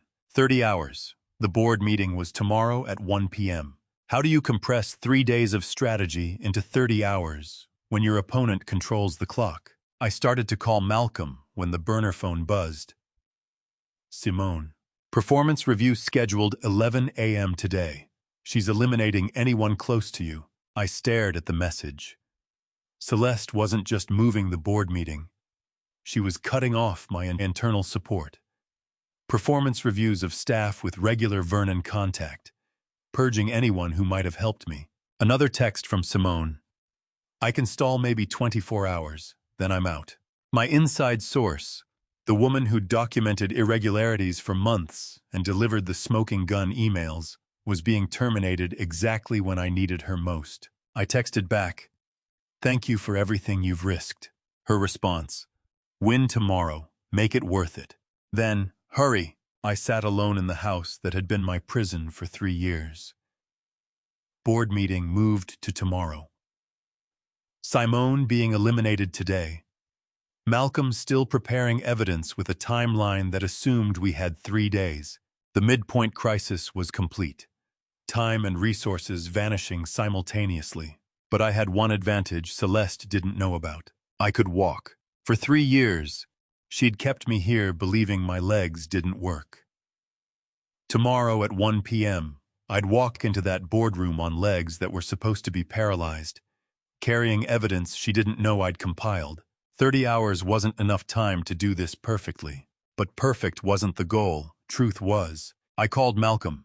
He answered on the first ring. "The board meeting moved to tomorrow," I said. 1 o'clock. "Can you be ready?" Silence for 3 seconds. Then, "We'll have to file the emergency motion today. Present preliminary evidence. It won't be as complete as I'd like." Complete enough to prove conspiracy? Yes. The emails alone establish coordination. Combined with the forensic analysis and Dr. Prescott's Tennessee investigation, we can demonstrate systematic fraud. Then file it. Today. Vernon, if we rush this, Celeste is eliminating my allies as we speak. Simone's being reviewed in 3 hours. If we don't move now, we won't have anyone left to corroborate the financial evidence. Malcolm's voice shifted into tactical mode. "I'll file within the hour. Emergency hearing request for this afternoon. And tomorrow? Tomorrow we walk into that boardroom with every piece of evidence we have and force them to choose between your wife's lies and documented truth." I ended the call and stood at the window watching the lake. 30 hours until everything changed. Celeste thought she'd won by moving the meeting, by cutting my timeline, by eliminating my support. She didn't know I'd been preparing for this confrontation since the night I found the first forged signature. One last card to play. One afternoon to file motions. One morning to walk into the boardroom and reclaim everything she'd stolen. 30 hours to turn 3 years of captivity into one moment of truth. Malcolm answered on the first ring. "I know. We have 28 hours." I shouldn't have been surprised. Malcolm Greer had built his reputation on anticipating disasters before his clients realized they'd happened. Of course, he'd already seen Celeste's move coming. "You started the package already," I said. "Yesterday afternoon. When Simone was fired, I knew your wife would accelerate." Papers rustled in the background. The evidence consolidation is 80% complete. Medical records, financial forensics, email documentation, witness statements from your staff. I need you to review the timeline narrative this afternoon. Can Simone bring you to my office at 2? The corporate attorney who'd handled contracts for 15 years had transformed into a trial lawyer overnight. I'd hired him to investigate. He'd decided to wage war. "I'll be there," I said. "Good. Because tomorrow at 1 o'clock, you're going to walk into that boardroom and destroy the fiction that's kept you prisoner for 3 years. Walk." The word carried weight he didn't know yet. "About that," I started, but Malcolm had already moved to the next crisis. "I'm also filing emergency motions with the probate court today. Judge Harrison needs to see what Dr. Prescott actually wrote versus what the guardianship petition claimed. If we're lucky, we get the whole apparatus suspended before your wife can execute permanent designation." He talked for another 10 minutes. Evidence sequencing, witness preparation, board member background checks. I listened to my freedom being constructed in billable hours and legal strategy, paragraph by paragraph. When he finally hung up, I sat in the lake house silence and wondered if Lyle was getting a similar call from Celeste. 28 hours. The conspiracy that had taken months to build would collapse or succeed in slightly more than a day. I reviewed Malcolm's timeline narrative that afternoon. Simone drove me to his office, where he'd converted a conference room into a war room. Evidence packets labeled by board member name, poster-size chronologies tracking the guardianship from diagnosis to permanent designation, financial charts showing exactly where my $12 million had gone. They'll walk in expecting a standard Q3 review, Malcolm said. They'll walk out knowing they've been accessories to fraud. I read through my own life rendered in legal exhibits. The stroke that wasn't a stroke. The diagnosis, Dr. Prescott, had hedged with qualifications that the guardianship petition had erased. The therapy progress notes showing consistent improvement that my wife had hidden from the court. The emails between Celeste and Lyle discussing timeline management and asset protection. It should have felt like victory preparation. Instead, it felt like planning a funeral for my family. This destroys everyone, I said quietly. Malcolm looked up from his evidence packets. Yes, that's what happens when everyone chose to destroy you first. We worked until 9. By the time Simone drove me back to Lake Lanier, I'd memorized every page, every exhibit, every accusation I'd be making in less than 16 hours.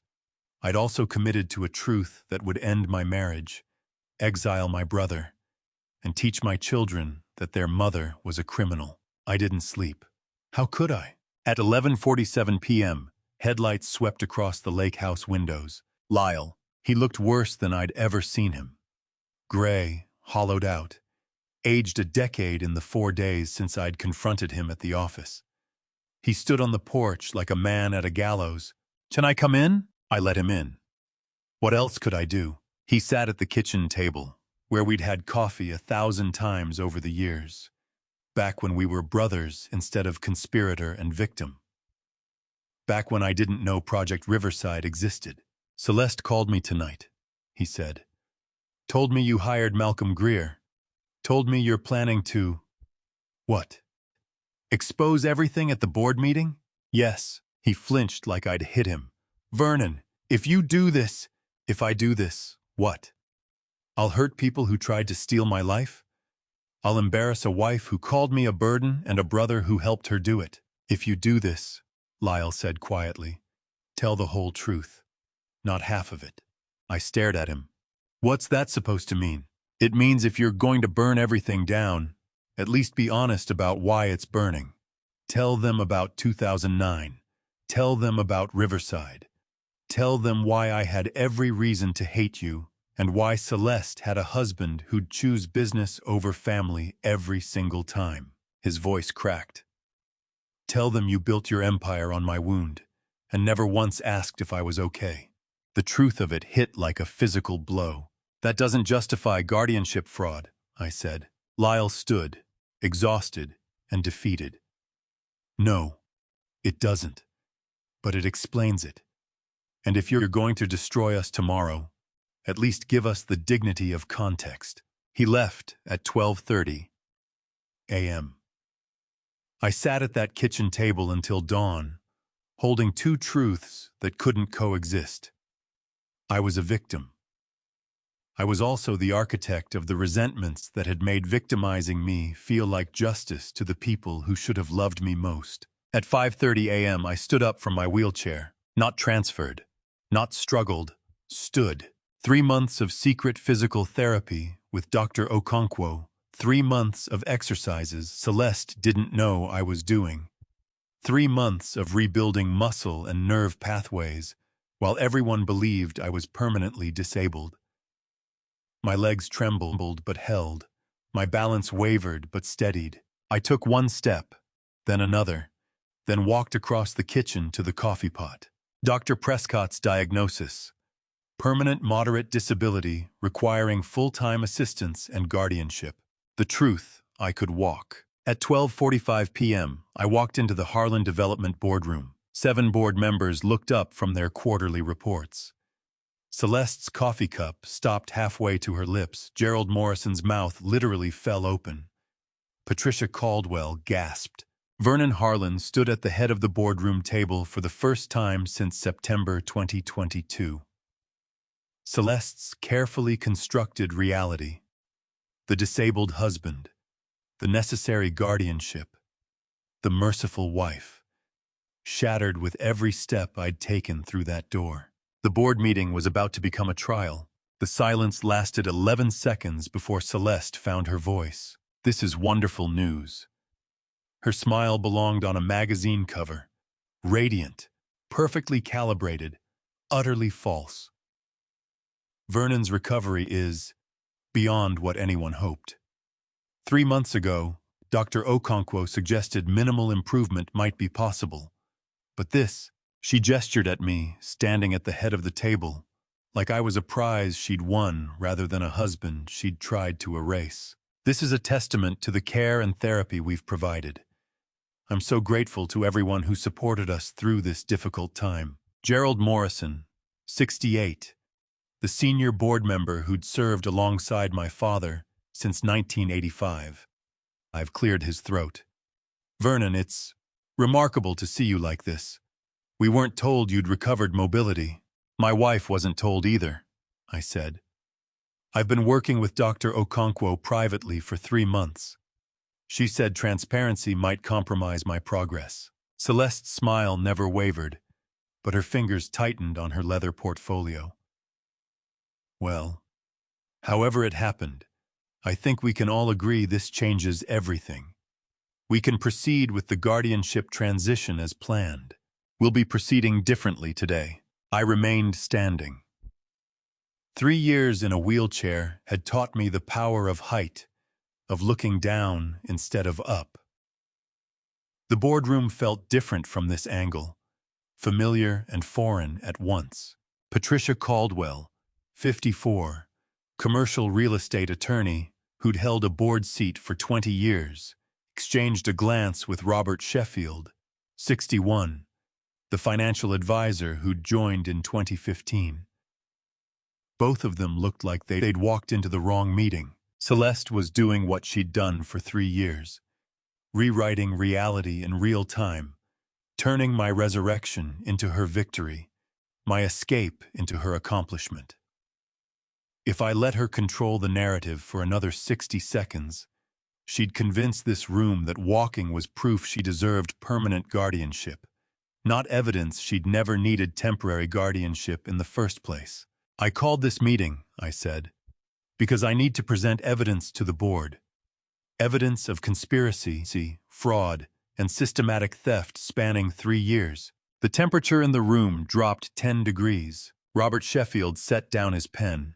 "Vernon, those are serious allegations, which is why I brought my attorney and 3 years of documentation." Malcolm Greer entered on cue, carrying the evidence packets we'd prepared in his war room. He moved with the calm efficiency of a prosecutor who'd already won the case and was simply walking the jury through formalities. Celeste stood abruptly. "This is completely inappropriate. The board isn't here to—" "The board," Gerald Morrison interrupted quietly, "is here because Vernon called us. And if he has evidence of fraud affecting this company, we have a fiduciary obligation to hear it." Malcolm distributed 7 identical packets, spiral-bound, tabbed, devastating. I'd memorized every page. The board members hadn't seen any of it. Lyle sat at the far end of the table, silent, staring at the packet in front of him like it might explode. He hadn't spoken since I'd walked through the door. Hadn't looked at Celeste. Hadn't looked at me. He'd asked me to tell the whole truth. I wondered if he understood what that would cost. "Thank you for coming on such short notice," I said, "especially given that my wife moved this meeting up by 3 days without consulting me or explaining why the acceleration was necessary." Patricia Caldwell frowned. "The email said you'd requested—" "I didn't request anything.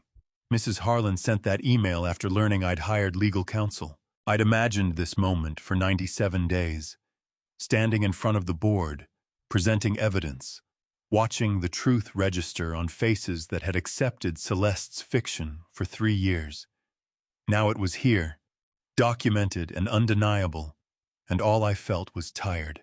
"Let's start with the medical fraud," Malcolm said. His voice carried the authority of someone who'd spent 40 years making juries believe unpleasant facts. Page 1 of your packet contains a medical power of attorney signed in my name on September 14, 2022. You'll notice the signature doesn't match my actual signature, which appears on page 2 for comparison. Pages rustled. Gerald Morrison pulled reading glasses from his pocket.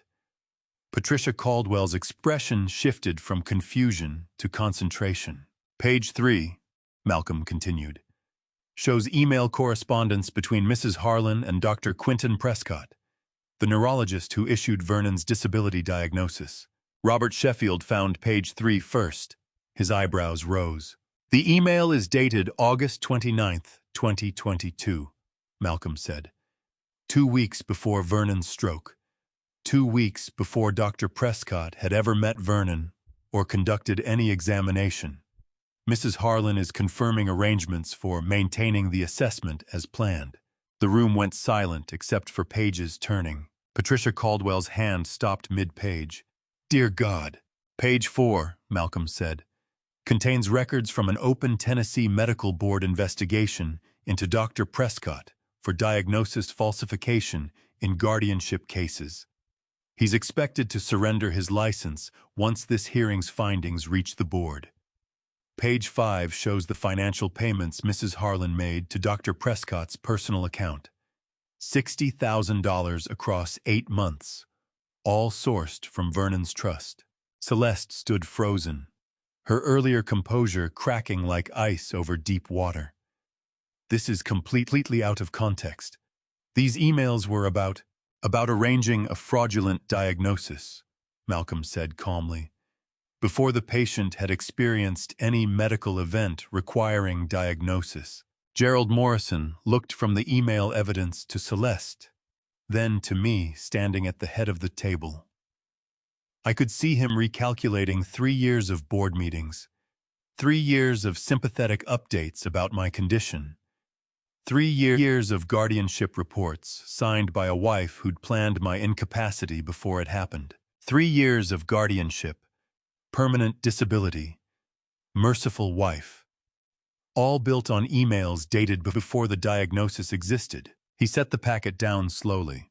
"How many exhibits are there?" "This is the first," Malcolm said. Lyle finally looked up from the evidence in front of him. His face had gone gray. Malcolm pulled a second folder from his briefcase. "This concerns Dr. Prescott's prior victims." Gerald Morrison looked up from the first exhibit, expression grim. "There are others?" "At least 3 that we've documented." Malcolm opened the folder with practiced precision. The most relevant case occurred in 2016. Thomas Blackwell, a commercial real estate developer in Atlanta. Married, 3 adult children, net worth approximately $18 million. Patricia Caldwell leaned forward. "What happened to him?" Dr. Prescott diagnosed him with an irreversible progressive neurological condition requiring permanent guardianship. Mrs. Blackwell was appointed guardian with full control of the estate. Mr. Blackwell spent 2 years in supervised care before his children hired independent medical evaluation. Robert Sheffield's pen had stopped moving. And the independent neurologist found no evidence of irreversible damage. Mr. Blackwell recovered full function within 6 months of changing doctors.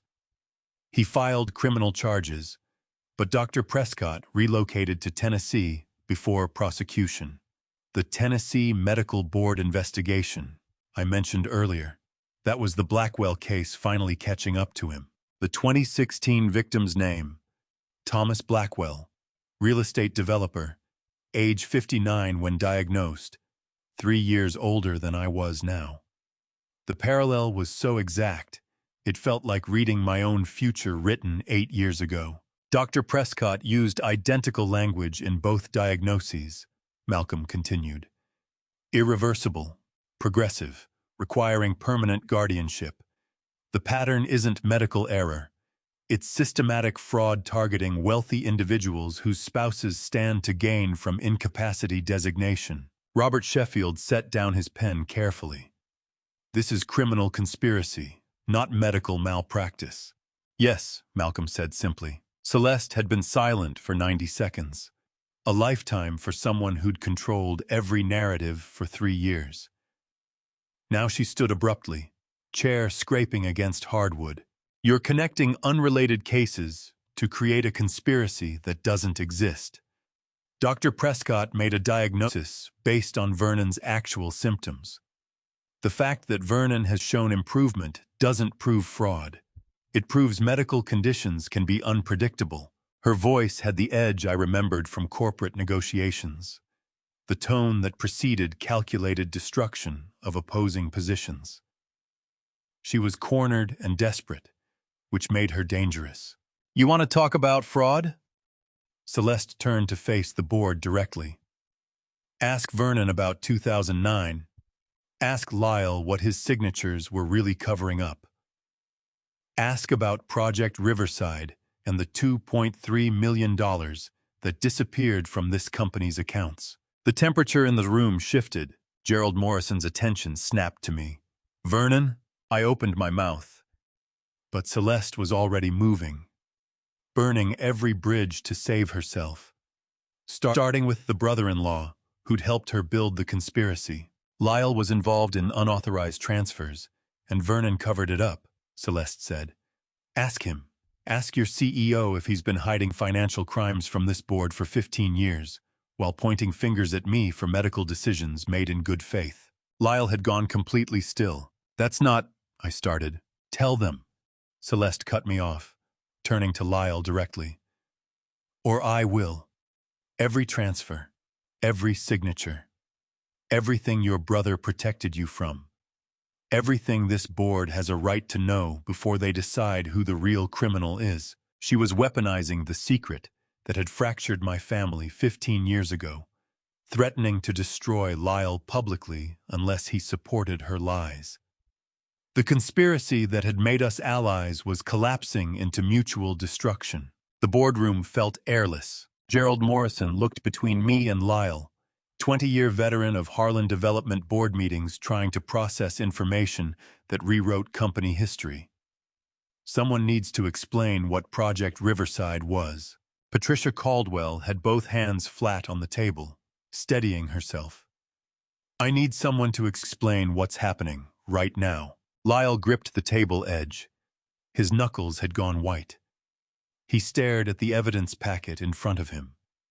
The forged signatures, the emails, the conspiracy he'd helped execute, and I could see him calculating. Celeste had just given him an impossible choice. Betray me again by supporting her version of events, or let her expose the 15-year-old secret that would destroy what remained of the Harlan family legacy. Confirm that I'd covered up financial crimes and turn the board's judgment against me, or stay silent and watch her detail every mistake he'd made in 2009. I couldn't defend him without confirming the secret existed. Couldn't deny Celeste's accusations without making Lyle look guilty. Couldn't protect my brother without sacrificing the truth I'd promised to tell. Lyle's midnight words echoed, "Tell the whole truth, not half of it." He'd asked me to give context, to explain why the conspiracy had felt like justified resentment instead of criminal fraud. He'd asked for dignity in destruction. Now Celeste was offering him the opposite. Complicity in ongoing lies or public humiliation with no context, no explanation, no chance to tell his own version of what had happened in 2009. Lyle's hand trembled against the mahogany. 15 years of secrets and 3 years of conspiracy colliding in a single impossible moment. Lyle, Gerald Morrison said quietly. What is she referring to? Celeste stood with her arms crossed, expression hard. She'd turned desperation into a weapon, and Lyle was the target. If he stayed silent, she'd talk. If he defended me, she'd talk. The only question was whether she'd destroy him alone or take me down with him. Lyle looked at Celeste, the sister-in-law who'd convinced him that stealing from me was justice for wounds I'd never acknowledged. Then he looked at me, standing at the head of the boardroom table after 3 years in a wheelchair she'd engineered. Then he looked at the board members waiting for explanation. Celeste had just made him choose: betray me again by supporting her lies, or let her expose the 2009 secret that would destroy what remained of the Harlan family legacy. Lyle's voice, when he finally spoke, was barely audible. "Project Riverside," he said. 2009, she's right. There were unauthorized transfers. He met my eyes across the table, and I'm done lying about who authorized them. I stood before Lyle could answer. "I'll tell them myself." Lyle's eyes went wide. Celeste's mouth opened in protest. But I'd spent 15 years protecting my brother from this secret, and I wasn't going to let her weaponize it now. "In 2009, I said, addressing the board directly, Lyle signed approval documents for a Project Riverside development partner. He didn't know the partner was using our project to launder money through construction contracts. The amounts were significant: $2.3 million across 8 months. Gerald Morrison's expression shifted from confusion to alarm. Our parents discovered it during a routine audit. They had a choice: expose the laundering and destroy Lyle's career, possibly face criminal charges for failure to report, or protect their son by quietly removing him from operations and ending the partnership. I kept my eyes on Gerald, not Lyle. If I looked at my brother, I'd lose the thread. They chose protection. They removed Lyle from operational decisions without explanation. They absorbed the financial loss rather than involving authorities. And they never told him why, because the kindest thing they could do was let him believe he'd made management mistakes instead of knowing he'd been used for criminal enterprise. Patricia Caldwell had both hands pressed flat against the evidence packet. "And you?" I continued the protection. For 15 years. Lyle thought he'd been excluded from the family business because he wasn't trusted. The truth was, he'd been excluded because he was protected. My voice never wavered. 15 years of silence ending in 2 minutes of truth that cost everything to protect someone who'd spent 3 years trying to steal my life. So when my wife says I covered up financial crimes, she's technically correct. I covered up my brother's unwitting involvement in someone else's crimes by staying silent about why our parents made the decisions they did. I finally looked at Lyle. His face had gone completely blank, processing information that rewrote 15 years of resentment. "I'm sorry," I said quietly. "I should have told you years ago, but I promised our parents I'd protect you the way they did, and I kept that promise until right now." The boardroom was absolutely silent. Celeste stood frozen, her weapon turned into confession, her leverage transformed into evidence of my family's loyalty instead of its dysfunction. Lyle stared at me like I was a stranger. They didn't exclude me because I failed. They excluded you because they loved you. 15 years. His voice cracked. 15 years I thought they didn't trust me. That you didn't trust me. 15 years I carried that wound. I know, and you never... He stopped, hands gripping the table edge. "You let me hate you rather than tell me the truth." Yes, Lyle's hands unclenched. The anger he'd carried for 15 years had nowhere left to live. It collapsed under the weight of understanding, leaving something raw and new in its place. He stood slowly, addressing the board with the careful precision of someone rebuilding themselves in real time. "Every signature Malcolm showed you today is mine," Lyle said. "Authentic, not forged. I helped Celeste because I was angry. Angry at exclusion I didn't understand. Angry at a brother I thought had stolen my place in the family business. Angry at parents who died before explaining why they'd made me irrelevant." His voice strengthened. I was wrong. They weren't making me irrelevant. They were protecting me from consequences I didn't know existed. And I spent 3 years helping my sister-in-law commit fraud against the brother who continued that protection long after our parents were gone. He turned to Celeste. You used my resentment. You turned protection into proof of rejection and convinced me that stealing from Vernon was justice. You're done using me. Celeste said nothing. There was nothing left to say. I withdraw any support for the guardianship, Lyle continued. I confirm that the signatures on this conspiracy documents are mine, and I request that this board conduct an independent investigation of my actions to determine appropriate consequences. Gerald Morrison removed his reading glasses, set them on the table with deliberate care. I think we have enough evidence to proceed. The question before this board is whether Mrs. Harlan retains any authority over Vernon's medical, financial, or company decisions. I move to revoke all authority immediately, Patricia Caldwell said. Seconded, Robert Sheffield added. All in favor of immediately revoking Mrs. Harlan's guardianship, financial power of attorney, and all positions of authority within Harlan Development. 7 hands rose, 7 votes, unanimous. 3 years built in conspiracy, dismantled in 7 votes. Motion carries, Gerald said. Mrs. Harlan, you are hereby removed from all decision-making authority effective immediately. The board will be coordinating with legal counsel regarding next steps. Malcolm spoke from his position by the door. I've already contacted the district attorney's office. They're opening a criminal investigation into conspiracy to commit guardianship fraud, medical fraud, and financial exploitation of a vulnerable adult. Dr. Prescott is already under investigation in Tennessee. They'll be coordinating jurisdictions. Patricia Caldwell looked at Celeste with something close to pity. This goes to law enforcement today. You should speak to an attorney. Celeste stood very still for a long moment.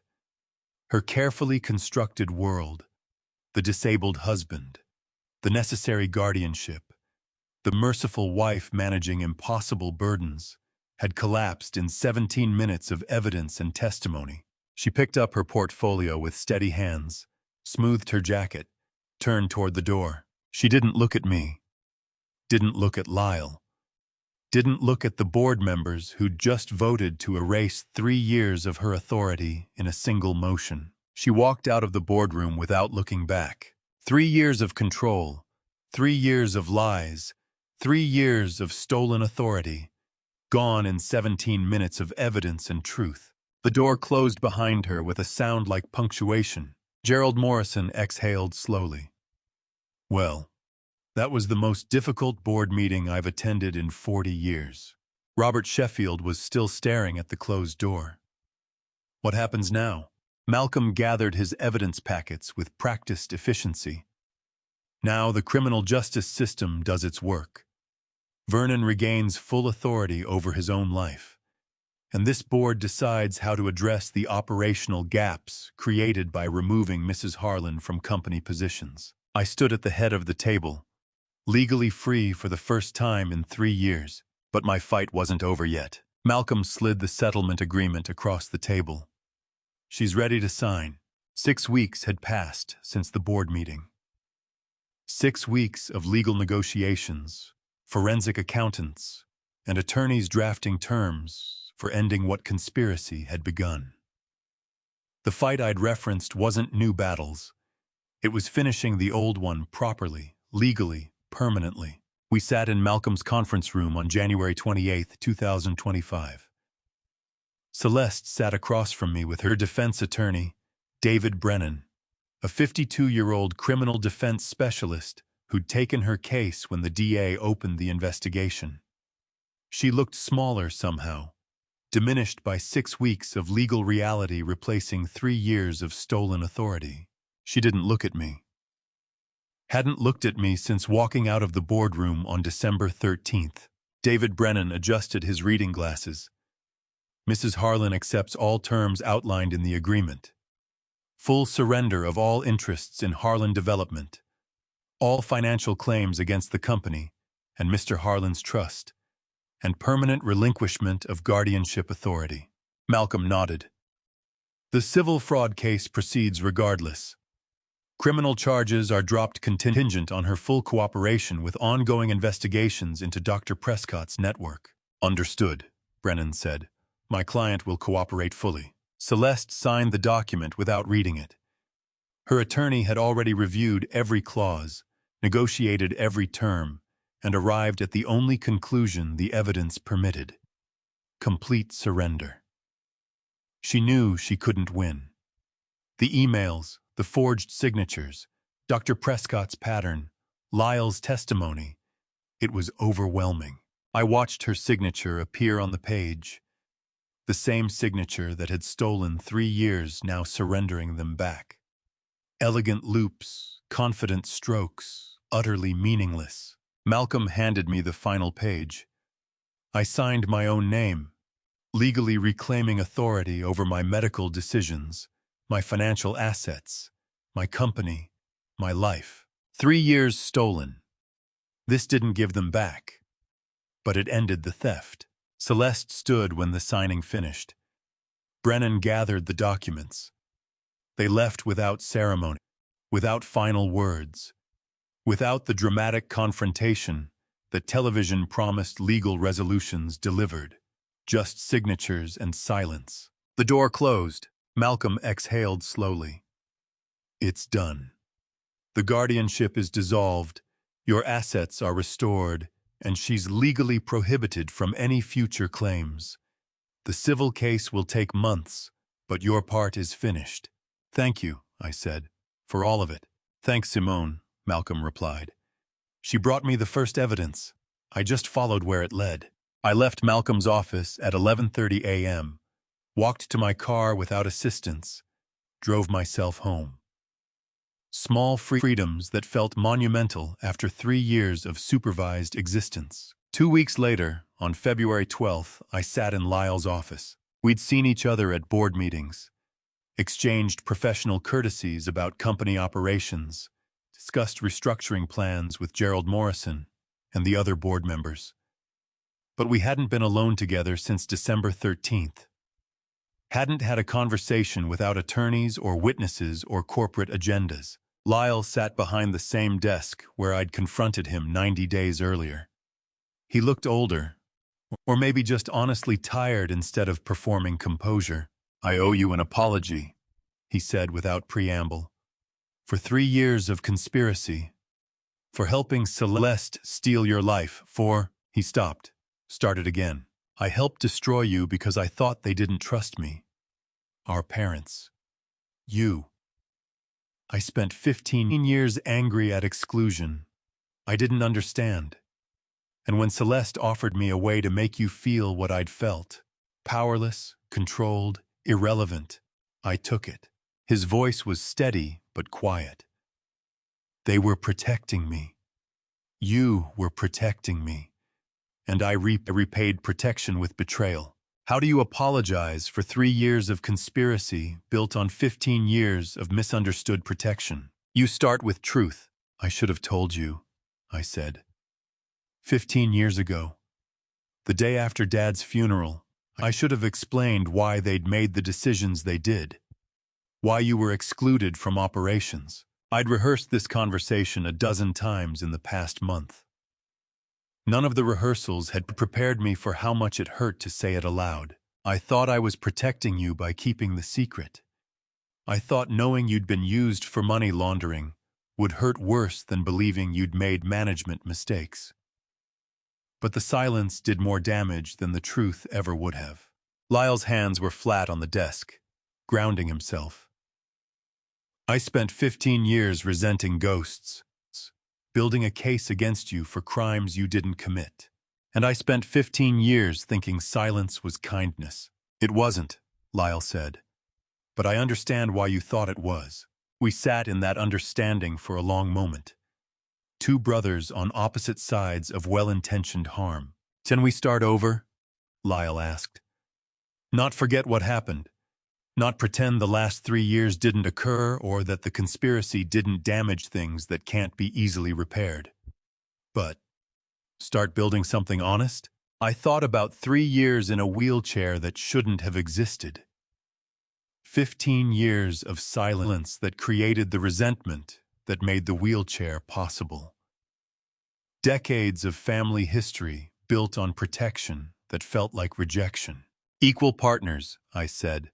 Full transparency. No more decisions made for your protection. No more exclusions without explanation. I'll cooperate with the civil investigation, Lyle replied. Malcolm's team, the board's inquiry, whatever accountability looks like. I need to own what I did. The board's recommending probation and financial penalties, not criminal charges.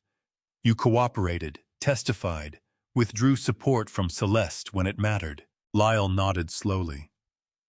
Dad built this company on integrity.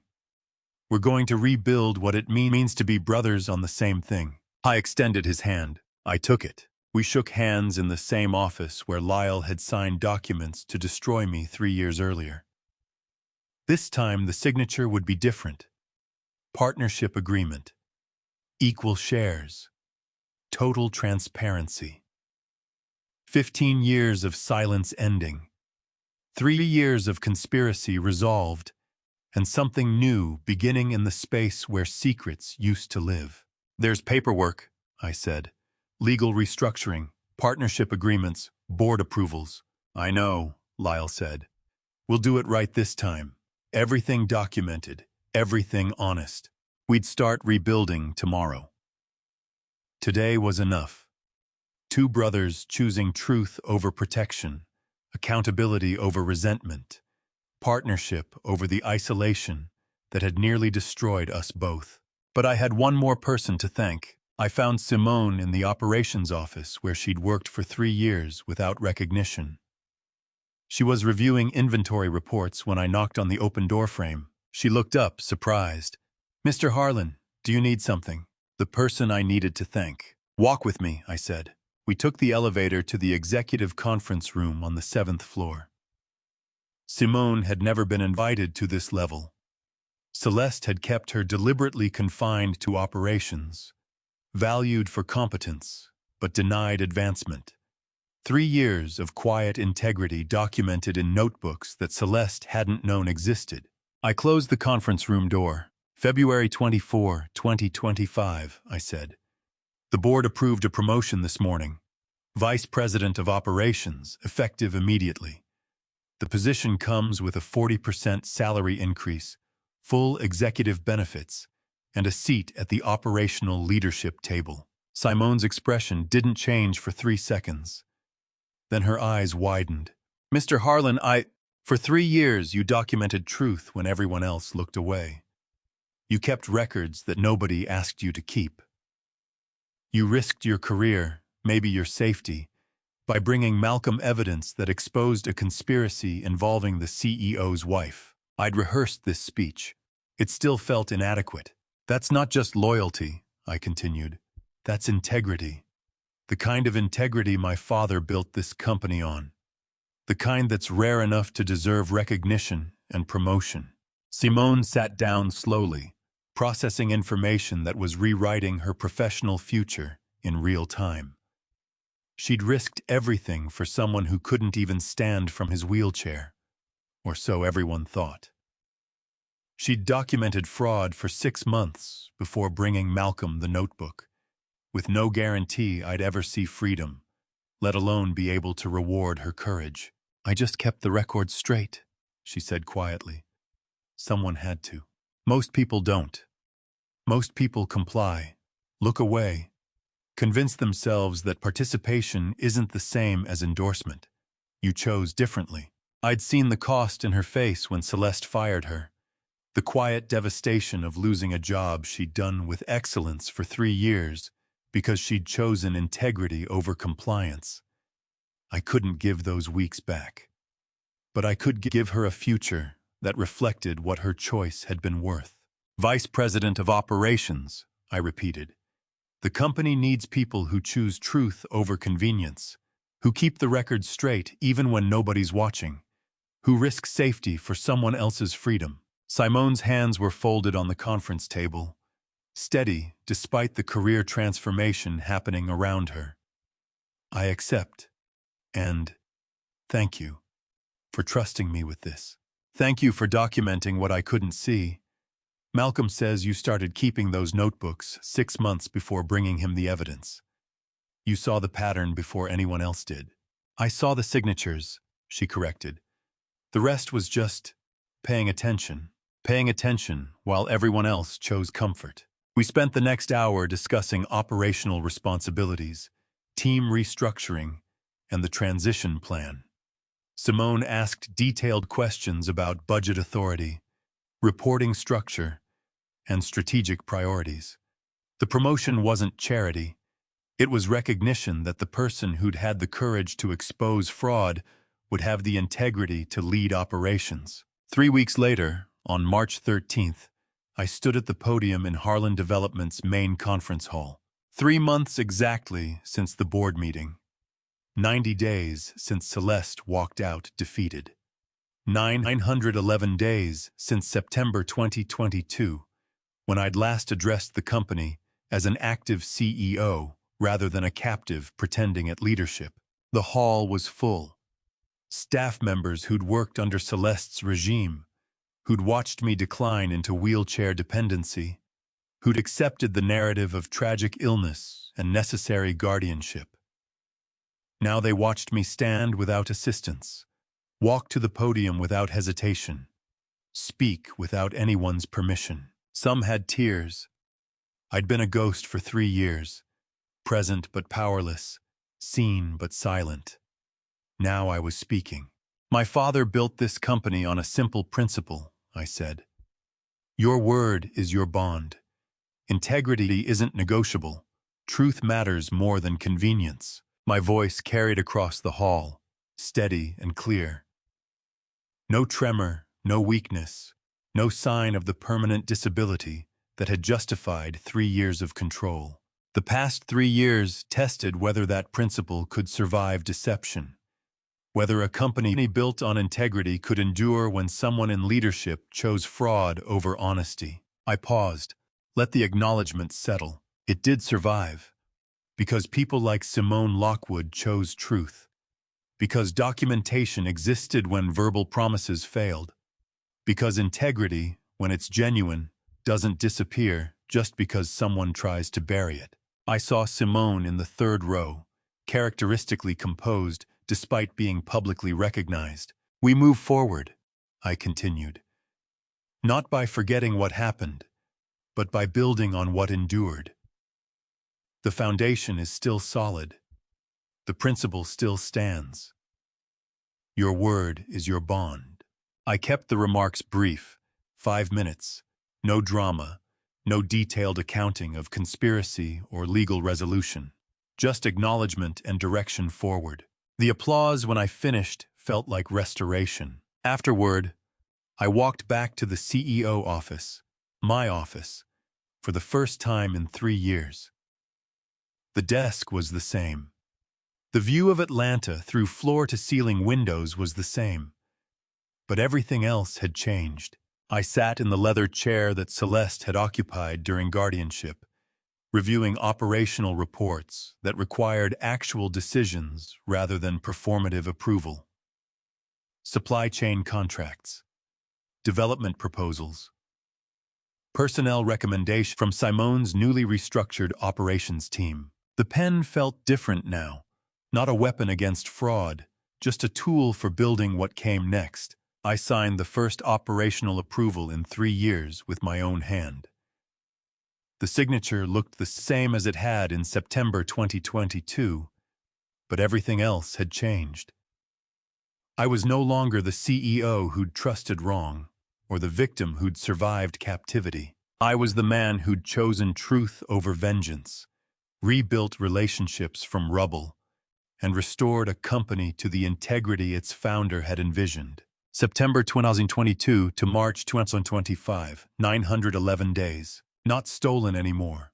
Reclaimed. I set the signed approval in the outbox, pulled the next document from the stack, and continued building what my father had started and what 3 years of fraud hadn't managed to destroy. One last chapter to close. Serena asked me the question on a Tuesday, 9 months after the board meeting. Uncle Vernon, did you forgive her? The last chapter to close wasn't about paperwork or legal settlements. It was about what you carry forward and what you choose to leave behind. Serena was 17 now, visiting my office after school on her way to meet friends downtown. She'd developed a habit of stopping by on Tuesdays, asking questions her father was still learning to voice. The silence that had defined the Harlan family for 15 years was ending one conversation at a time. I set down the development proposal I'd been reviewing. That's a complicated question. Most good ones are, she said, settling into the chair across from my desk with the easy comfort of someone who'd become a regular presence. Did I forgive your grandmother for orchestrating 3 years of fraud? For forging signatures, manipulating doctors, stealing my autonomy while pretending it was mercy? I considered the question honestly. I stopped letting what she did define what I became. That's close enough to forgiveness. Serena studied me with her mother's directness and her father's quiet intensity. That's not the same thing. No, I admitted. It's not. Forgiveness implies reconciliation, or at least release. I'm not interested in reconciling with someone who saw me as an obstacle to be managed rather than a person to be loved. But I refused to carry her weapon for her. Forgiveness, I'd learned, isn't about the person who hurt you. It's about refusing to let their betrayal define your future. Lyle appeared in the doorway, knocking despite the open door. Am I interrupting? Serena's asking the questions you're still afraid to, I said. Lyle smiled, the expression easier now than it had been 9 months ago. She's braver than both of us. Someone has to be, Serena replied. She stood, gathering her backpack. I have to meet Emma at 5, but Uncle Vernon, thanks for the honest answer instead of the easy one. She hugged me on her way out. Casual affection that had been absent during the guardianship years when visits were supervised and conversations were scripted. Small freedom, monumental shift. After she left, Lyle settled into the chair she'd vacated. What question did she ask this time? Whether I forgave Celeste. Lyle's expression tightened, and I told her I stopped letting the conspiracy define my future. Not the same as forgiveness, but functional enough. Functional, Lyle repeated. That's one way to describe what we've built. The partnership we'd structured over the past 9 months was built on transparency rather than the protective silence that had fractured us 15 years earlier. Equal shares, shared decision-making, no secrets justified by good intentions. It wasn't perfect. Rebuilding trust never is, but it was honest. I gestured toward the window overlooking the new development site 3 blocks south. Construction crews were pouring foundation for a mixed-use complex that would anchor downtown revitalization. Come here. I want to show you something. We stood at the floor-to-ceiling windows, watching concrete trucks and rebar installation crews work in coordinated efficiency. 30 years in real estate development taught me something, I said. The strongest foundations aren't the ones that never crack. They're the ones we properly reinforce after we discover the damage and address it honestly. Serena had asked about forgiveness, but the real question underneath was simpler. Could broken things be rebuilt into something stronger than they'd been before the breaking? Every building settles. The question isn't whether cracks appear. It's whether you call the engineer or paint over them. Like us, Lyle said quietly. 15 years of cracks we painted over. 1 year of actual reinforcement. Exactly. He watched the construction crews work for another moment. Do you think it'll hold? The building or the partnership? Both. I considered the question with the same honesty I'd given Serena. I think we're doing the work. Calling the engineers instead of hiding the damage. That's the best foundation anyone can build. Lyle nodded slowly. Dad would have liked that metaphor. He always said construction was just life at larger scale. I was right about most things. Wrong about thinking silence would protect you, but right about the foundations that matter. Lyle left 20 minutes later for a site inspection meeting. I stayed in the office, finishing the development proposal and reviewing operational reports from Simone's restructured team. Normal work, ordinary decisions, the kind of daily leadership I'd been denied for 3 years and reclaimed 9 months ago.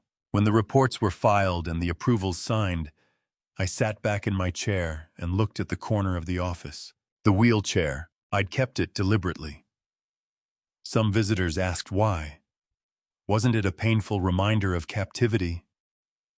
Didn't I want to forget those 3 years? But the wheelchair wasn't about remembering captivity.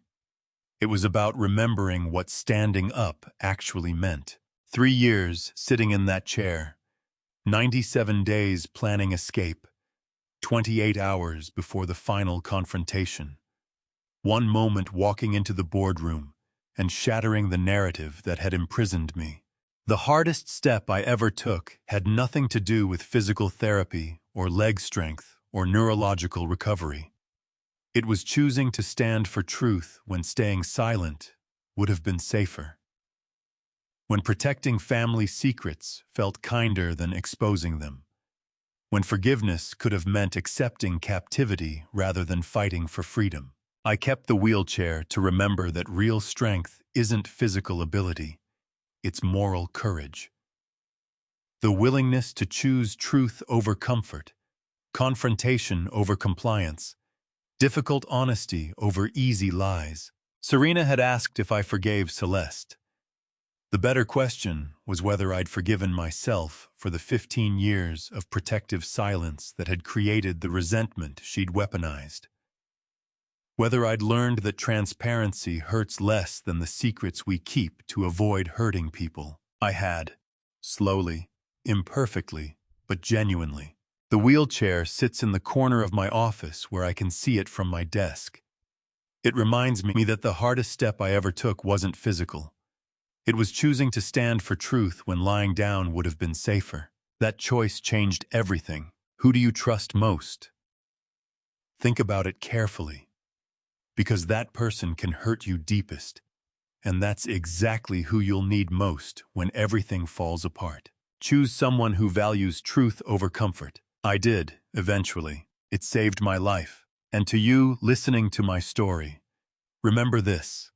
The people closest to you have the power to hurt you most, but also the power to teach you your greatest lessons. Looking back, my biggest mistake wasn't trusting the wrong person. It was staying silent for 15 years when honesty would have prevented everything. I thought protecting my brother from the truth was kindness. Instead, that silence created the resentment my wife weaponized against me. Don't make my mistake. Transparency hurts less than the secrets you keep to avoid hurting people. This wasn't just a revenge story about exposing fraud. It was about choosing truth over lies. The hardest lesson. Protecting people from uncomfortable truths doesn't actually protect them. It breeds resentment and gives manipulators ammunition. If someone uses your secrets as weapons, they never deserved your trust. I believe God allowed those 3 years to teach me that real strength isn't physical, it's moral courage. The revenge people want is dramatic confrontation. The revenge story that matters is rebuilding your life on honesty. I'd love to hear your thoughts in the comments. Have you ever faced betrayal from someone you trusted completely? What would you have done in my situation? If this story resonated with you, please share it with someone who might need to hear it. And if you want more true stories about resilience and second chances, subscribe to this channel. Your support means everything. Thank you for staying until the very end. Your time is valuable, and I'm honored you spent it here. One final note.